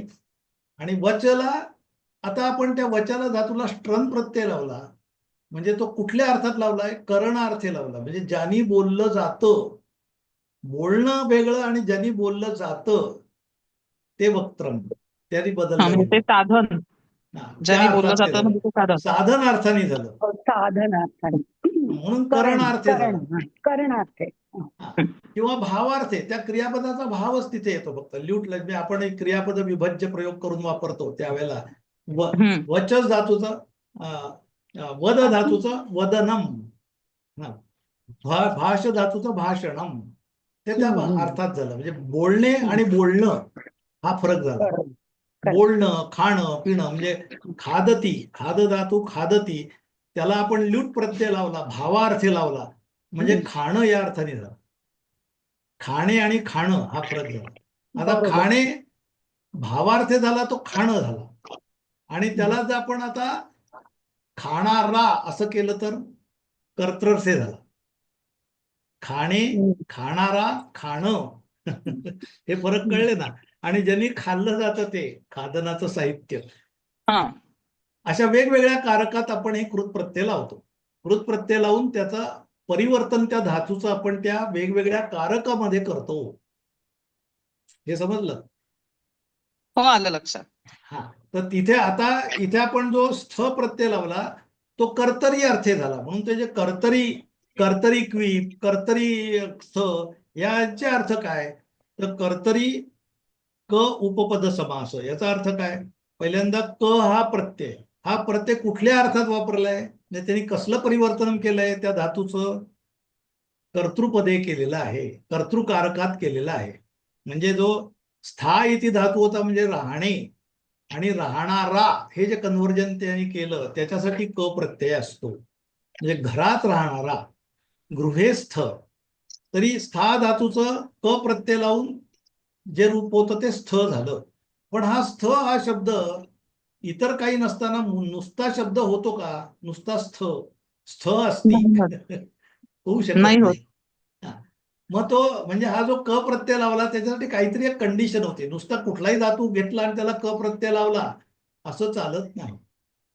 म्हणजे याला स्थाला क लावला तर तो पा धातू आहे, त्याला कुठला तरी लावून प म्हटला तर नुसता काही नाही ना, पिणार आहे. नाही होणार, नाही होणार. हा. मग पादप, पायाने पिणारा, नुसता प असते त्याला काय अर्थ राहत नाही. मग पायाने पिणारा म्हणजे पादप, वृक्ष. पादाभ्याम पिबती, इथे पादप म्हणजे वृक्षाला म्हटलेलं आहे. वृक्ष पाने खालून घेतो ना पायांनी, पादप. हो हो. हा, तसं तर उपपद समासाचा अर्थ असा आहे की त्यावेळेला तो नुसता जो प्रत्यय लावण्यासाठी काहीतरी कंडिशन असते, ती कंडिशन फुलफिल झाल्याशिवाय तो लावता येत नाही. कंडिशन काय आहे की हे उपपद तिथे असलं पाहिजे. आता ते उपपद कुठलं असलं पाहिजे त्याच्यासाठी बरीचशी सूत्र आहेत, वेगवेगळी सूत्र आहेत, आणि त्याच्यासाठी कुठला प्रत्यय लावायचा त्याच्यासाठी सुद्धा वेगवेगळी सूत्र असतात. म्हणजे आपण उदाहरणार्थ कुंभकारामध्ये एक अण प्रत्यय लावला आणि त्याला सूत्र लावलं आणि या सगळ्याला सूत्राचा आधार आहे. म्हणजे कुणी हा नियम मला वाटलं म्हणून नाहीये, कुठला तरी हे उपपद असताना हे लावायचा. म्हणजे कर्मनी उपपद असेल, म्हणजे कर्म जर उपपद असेल, कुठलं तरी कर्मपद जर असेल तिथं, म्हणजे कुंभम करोती, कुंभ हे कर्मपद झालं. असं कर्मपद जर तिथे उपपद असेल तर त्या करोती या क्रू धातूला त्याचं कारह होतं. अण प्रत्यय लावायचं, अण, आणि कार करायचं. पण नुसतं अण प्रत्यय लावून कार कधी होत नाही. मग नाही त्याला होणार. कुंभ तिथे कोणीतरी कर्म असेल तर म्हणजे तिथं नुसतं कुंभकारच असं नाही, गीतम करोती, गीतकार किंवा भाष्यम करोती, भाष्यकार, हे कुठलं तरी कर्म उपपद तिथं असलं पाहिजे. आता हे उपपद समासाची कन्सेप्ट कशी आली? आपण समास कोणामध्ये होतो म्हणतो? दोन सुबंतामध्येच होतो की नाही? शिक्षक हा, दोन्ही सुबंतच असले पाहिजेत. हो बरोबर आहे. मग इथे आपण काय म्हटलं? कुंभम करोती किंवा गृहे तिष्ठती. मग तिष्ठती हे कसं आलंय? स्त्रीचं जे सुबंत आहे का? ना करोती एक सुबंत आहे का? करोती होऊ शकेल. करोती हे सुबंत आहे? नाही सुबंत नाही, सॉरी सुबंत नाहीये, तिंगंत आहे. तिंगंत आहे, तिंगंत आहे. मग सुबंत आणि तिंगंताचं लग्न कसं लावलं इथं? हा, म्हणून ते अस्वपद विग्रह आहे पहिल्यांदा, म्हणजे ते डायरेक्ट करोती घेतलेलं नाही. मग त्या करोतीला आधी सुबंत करून घेतलेलं आहे. सुबंत कसं केलंय? तूप प्रत्यय येण्यासाठी त्याला आधी काय केलं आपण? तिथे क्रू धातूला अण प्रत्यय लावला आणि त्याचं धातूतलं रूपांतर आपण कृदंत मध्ये केलेलं आहे. आणि मग त्याला कारह इथे आपण विभक्ती प्रत्यय लावून कारह केलेला आहे, प्रथमा विभक्ती प्रत्यय लावून. म्हणून त्याला सुबंताचं आधी रूप दिलं आणि मग सुबंताचं लग्न लावलं. म्हणजे कुंभम करोती तर कुंभम कारह हे पहिल्यांदा केलं आणि ते सुबंत झाल्यावर त्यांचा आपण विवाह लावू शकलो. स्पष्टम? आलं लक्षात. हा, म्हणून हा उपपद समास म्हणतात. म्हणजे ते उपपद असल्याशिवाय पुढे होत नाही. आता त्याचं एक आणखीन छान उदाहरण मी नेहमी सांगतो की जेव्हा लग्न होतं स्त्रीचं त्यावेळेला काय होतं बदल तिच्यामध्ये? पहिल्यांदा ती कु अमुक अमुक असते, ती सौ अमुक अमुक होते. तर कुचं नाव सौ बदलतं. होतं, नाव बदलतं. दुसरं काय होतं, इथे कपाळावर कुंकू येतं. आता ते हो. असतं नसतं तर वेगवेगळा भाग झाला. हा. पण तो असायला पाहिजे. नंतर गळ्यात काय येतं, एक महत्वाचा भाग, मंगळसूत्र. मंगळसूत्र येतं. हा, हे सगळे बदल झाले तिच्यात. हो, कशामुळे झाले? लग्नामुळे. म्हणजे कोण आला तिथे, उपपद आलं कोणीतरी नवरा सोबत. नावाचा. हा, पण ह्याने स्वतः काही केलं का यामध्ये काही? नाही. हा नुसता आला आणि बसला ठोंब्यासारखा. पण त्याच्यामुळे त्या स्त्रीमध्ये हे बदल दिसले. पण हा जर हो, आला नसता तर झाले असते का? नाही. म्हणजे याची आवश्यकता आहे तिथे. आहे. याचा प्रेझेन्स आवश्यक आहे, अत्यावश्यक आहे.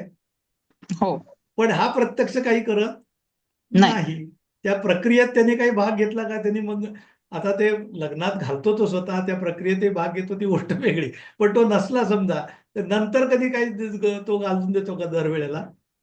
नाही. हा. तर ते हे जे नंतरचे जे बदल आहेत ते त्याच्यात जे होतात त्याच्यात त्याचा रोल काही नाहीये. फक्त त्याचा रोल तिथे प्रेझेन्स आहे. मया अध्यक्षेण. हेच काम प्रकृती आणि पुरुष याच्यामध्ये आहे. प्रकृतीमुळे सगळं हो, विश्वस्ती निर्माण होतं. प्रकृती संपूर्ण विस्तार करते. याच्यामध्ये पुरुष काय करतो का? मूल नाही. ब्रह्मतत्वम काही करत नाही. पण ते असल्याशिवाय प्रकृती करू शकेल का? आधाराशिवाय काही करू शकत नाही ती. हा. म्हणजे पुरुष असती तसते उपस्थिती असती. मया अध्यक्षेण प्रकृती सुयते परच चराचरम. हेतुना तेन जगद्वी परिवर्तते. 9व्या अध्यायात म्हटलेलं आहे ना, की हो, हो, माझ्या हो. अध्यक्षतेखाली आहे ते सगळं होतं. पण स्वतः ते काही करत नाही. भारताचा राष्ट्रपती काही स्वतः करतो का? नाही, नाही. पण पंतप्रधान किंवा मंत्रिमंडळाने जे निर्णय केले त्याच्यावर त्याची सही आवश्यक त्यांच्या असते. सहीशिवाय नाही लागू होत. बरोबर. वक्फ बोर्डाचं बिल पास झालं, पण आता राष्ट्रपतीची सही झाल्याशिवाय काही नाही. राष्ट्रपतींनी प्रत्यक्ष त्या बिलातही काही केलं नाही, नंतरही काही करणार नाही, काही नाही. पण त्याची उपस्थिती महत्वाची, अध्यक्षपद. हम्म. ही उपपद समासाची कल्पना आहे. तर उपपद समास ते उपपद आहे म्हणून पुढचं ते लागलं तरच तो होतो. ओके. आणि जर उपपदाशिवाय तो शब्द असू शकेल तर तो तत्पुरुष समास होऊ शकतो. हो. उदाहरणार्थ जर द्यायचं झालं आता सूत्रसंचालक, सूत्रस्य संचालनं करोति, म्हणजे सूत्रं संचालयति इति सूत्रसंचालकः भवति. पण हम्म. संचालक हा शब्द पूर्ण होऊ शकतो का? सूत्र द्या सोडून काही पण चालवणारा या अर्थात होऊ शकतो. संचालक होऊ शकतो. होऊ शकतो. त्यामुळे तो सूत्रम संचालयति हा उपपद समास का नाही झाला? संचालक हा याच्यासाठी तो जो हक्कासाठी जो प्रत्यय तो लावू शकतो आपण आरामात. हम्म. म्हणून तो उपपद समास नाही. सूत्रसंचालक हा उपपद समास नाही, तो तत्पुरुष समास आहे. हम्म. प्रथमं तु संचालकः इति शब्दः भवति यत्. अतः हो, असतो. स्पष्टम्? स्पष्ट. अस्तु. अत्र एव व्याकरण अंशः अधिकः आसन्, अतः अहमत्र समयं दत्तवान्. समयः तु जातः, 5 निमेषाः अवशिष्टाः. तर्हि एतत् अर्जुनस्य प्रथमं यदस्ति अत्र एकादशे अध्याये व्याकरणविषयाः एव सन्ति. अन्यत् किमपि नास्ति एव. तस्य किम् एतद् वर्णनमेव कथमस्ति एतद् अहं पश्यामि. किं पश्यामि? हे देव अहं पश्यामि. किं पश्यामि? तत्र तव शरीरे सकलान् देवान् पश्यामि. सगळ्या देवांना पाहतोय. तथा स्थावर जंगमात्मक भूत विशेष समुदायान सगळे प्राणी मात्रांना तुझ्यात पाहतोय. पुन्हा हा आता एतत् किम् अस्ति? कमलासनस्थम हा आला होता म्हणून कमलासनस्थ इति उपपद समासः अस्ति. तथा तस्य विषये एतत् सर्वम् अभवत्. तर्हि कमळामध्ये बसलेला, कमळाच्या आसनामध्ये बसलेला. आता अत्र पुन्हा पश्यतु, आसनम् इति भवितुम् अर्हति वा शब्दः? आसनम् अस्ति. आता कमलासनम् इति शब्दद्वयं यदा त्यांना दोघांनाही वेगवेगळे अर्थ आहेत. कमळाला पण वेगळा अर्थ आहे, आसनाला पण वेगळा अर्थ आहे. आता ते एकत्र येऊन नवीन शब्द केला कमलासन. आता अत्र कमलमेव आसनम यस्य इति कमलासन, कमलमेव आसनम. आता दोघींची प्रथमा विभक्ती हेच आहे, कमलम तथा आसनम, कमलमेव आसनम. आता इति कर्मधारया समासः भवति. आता कर्मधारय समासा कस्य प्रकारः? तत्पुरुष तत्पुरुषः। किमर्थं तत्पुरुषः? उत्तरपदप्रधान कथम्? अस्ति इति क्रियापदं स्वीकरोतु। कबलम् अस्ति वा आसनम् अस्ति तत्र? अस्ति आसनम अस्ति आसनम् अस्ति। आसन असण्याची क्रिया आसनाने केलेली आहे आणि ते कमळ हेच आसन आहे. हे कमळ हेच आसन इति अवधारणापूर्वक तस्य समासः अभवत् कर्मधारय। परन्तु एका शङ्का अस्ति अत्र, कमल एव आसनम इति भवति वा कमलस्य आसनं षष्ठी तत्पुरुष? नाही, कमळाचं आसन आहे का? नाहीये. कमळाचंच आसन आहे ना? नाही नाही, कमळ हेच आसन आहे मुळात. आसन वेगळं नाहीये, कमळ हेच आसन आहे. कमळ आहे तिथे, कमळावर तो बसलेला आहे ऍक्च्युली. अवगत. हा, कमळाचं आसन बनवून केलेलं नाहीये, कमळ हेच आसन आहे. म्हणजे कमळ घेतलं, त्याची काहीतरी तोडमोड केली आणि एक नवीन आसन तयार केलं असं नाहीये ना. अवगत. डायरेक्ट कमळच त्याने घेतलंय आणि कमळावरच बसलाय. म्हणजे कमळ हेच आसन केलेलं आहे त्याने. कमलम एव आसनम यस्य सह का? नाही नाही, तथा कर्तुं शक्नुमः। कमलासनः यदा वयं कुर्मः तथा विवक्षानुगुणं वयं विग्रहं कर्तुं शक्नुमः तस्य। आपल्याला ठरवलं की डॉमिनंट दोघं आहेत, नवरा का बायको, आपण ठरवलं नाही, कोणी डॉमिनंट नाही, तर शक्य आहे तसं। हा, इति अपि शक्यं। कमलम आसनम यस्य सः इति, मग पुन्हा त्याचा हे बदलेल। आता इथे आसनमचं जे लिंग आहे ते याला लागणार आहे। आसनम किमस्ति नपुसकलिंगे कमलासनम। पण आता कमल हेच आसन ज्याचं आहे त्याला जे होईल कमलासन होईल ते। मग कमलासन जे होईल त्यावेळेला विशेषण होईल, त्याचं लिंग परिवर्तन जसे म्हणजे कमलासन असं जर म्हटलं तर तो बहुव्रीही समासच असेल। कमलासन गच्छति, कमलासन आगच्छति, कमलासन वदति किंवा कमलासना वदति। कमलासनम मित्रम मम कमलासनम मित्रम किम वदति, असं जर आपण म्हटलं तर काय होईल? आसनम वदति वा कमलम वदति? आसनम न वदति, आसनम न गच्छति। मग कमलम आसनम यस्य सह इति कमलासन, आणि तो मित्रम असेल तर त्याप्रमाणे त्याचं लिंगम कमलासनम मित्रम, कमलासनः पुरुषः, कमलासना भगिनी। स्पष्टं ते शक्यमस्ति। स्पष्टं वा न स्पष्टं वा संभ्रमः वर्धितः? न स्पष्टं स्पष्टं। अस्तु, अद्य समासविषये एव अधिकम् अभवत्। तत्र एतस्य श्लोकस्य अर्थे अधिकं किं नास्ति। एका अधिका समासः अस्ति, उरग इति। अत्र पुनः पश्यतु, उरग इति किम्? ग अत्र उरसा गच्छति, त्याचं विकल्प लौकिक विग्रहं पश्यामः किम्? उरसा गच्छति। उर म्हणजे छाती, छाती यांनी जात होतो, छाती। हा, उरग सरपटणारा। हा, तरी छातीवरून सरकत जाणारा, छातीने जाणारा। पायाने जातो का? त्याला पाय नसतात, छातीच असते, छातीनेच तो जातो इति अर्थाने। आता ते साधन आहे त्याचं, म्हणून उरसा गच्छति, उरस असते उरसा गच्छति।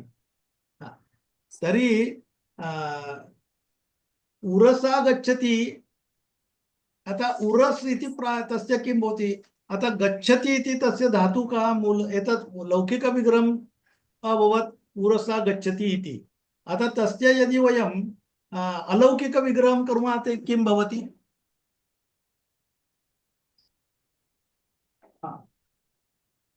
अलौकिक विग्रह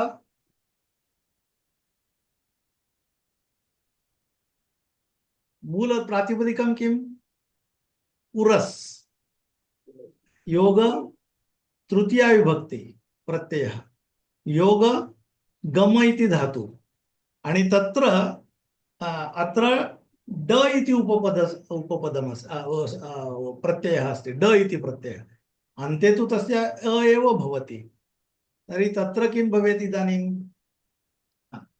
उरसः तर्हि तस्य प्रातिपदिकम् उरस् अस्ति उरस् अवशिष्यते किन्तु तस्य उपधायः निष्कासनं भवति उर् इति अवशिष्यते उर् अनन्तरं गम इति धातुः अस्ति तस्य गम इति धातोः ड प्रत्ययं म्हणजे अ मिलित्वा किं भवति ग इति अभवत् गः उरगः उर् हा तर्हि उरग इति अभवत् अ इति अवशिष्यते उरग इति अभवत् तो उरसा गच्छति इति तस्य उरग इति अभवत् आता उरग इति प्रातिपदिकम् अभवत् तस्य उरगान् इति द्वितीया बहुवचनम् अभवत् अत्र ग इति केवलं शब्दः भवितुमर्हति वा न जाणारा या अर्थाने पश्यतु सः गः आगच्छति गः आगच्छति व गः गच्छति असा शब्द काही होऊ शकत नाही ना सः गः गः ग हे प्रातिपदिकं होऊ शकत नाही गम योग ड प्रत्ययं कृत्वा योजयित्वा ग इति प्रातिपदिकं भवितुम् अर्हति वा न न म्हणजे असा काही शब्द नाहीये ग ना अरे हे ग अत्र आगच्छतु हे जाणाऱ्या इकडे ये असं नाही होत ना म्हणून ग इति ड उपपद ड प्रत्यय डायरेक्ट लागू शकत नाही मग उरसा इति प्रातिपदिकम् आहे तत्र उरसा इति उपपद आहे तत्र तृतीया विभक्तीमध्ये तदा एव ड प्रत्यय आता तत्र सप्तमी अस्ति अतः क प्रत्ययः तत् सूत्राणि सन्ति अतः अत्र तृतीया विभक्ती उपपदमस्ति अतः ड प्रत्ययः ड प्रत्ययाकांत तिथे क प्रत्यय काय शेवटी तर अच लागलेला आहे परंतु तिथे ड का इथे क का हे सगळे जे ते सूत्रावरती आहेत सगळे सूत्राणि सन्ति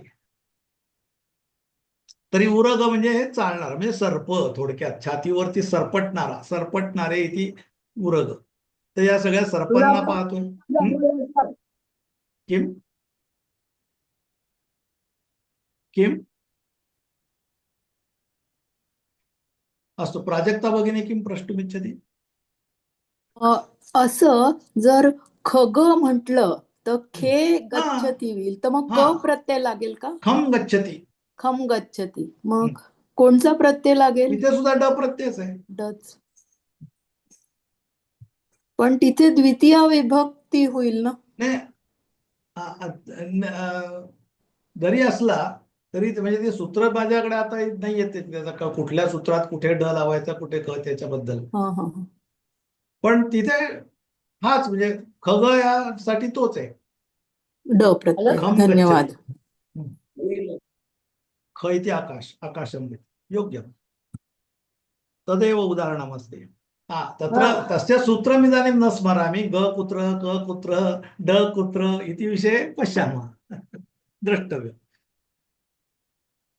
प्रत्येकं प्रत्ययस्य कृते सूत्रं तु अस्ति एव असंच लावू शकत नाही काही प्रत्यय कुठल्याही धातूला लावू शकतो आपण डायरेक्ट वापरू शकतो पण सगळे प्रत्यय तसे लावू शकत नाही तर अशा प्रकारे आपण सर्पांना बघतोय दिव्यान यांना बघतोय ऋषींना बघतोय सगळ्यांना बघतोय तुझ्यामध्ये इति अर्जुना उक्तवान् अनन्तरं पुनः किं किं पश्यति इति विषये ब्रेक के बाद पश्यामः सर्वे भवन्तु सुखिनः सर्वे सन्तु निरामयाः सर्वे भद्राणि पश्यन्तु मा कश्चित् दुःखभाग् भवेत् ओम शांति शांति शांति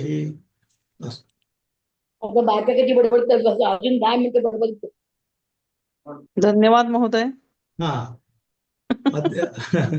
समास विषय अधिकम्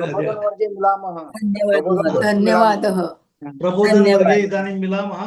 सोमवासरे वर्गः न भविष्यति गुरुवासरे अपि न भविष्यति अनन्तरं कदा भविष्यति इति अहं तत्र स्थापयिष्यामि गणे. मला वाटलं आजही नाही होणार आहे. नाही आज काही नव्हतं ना.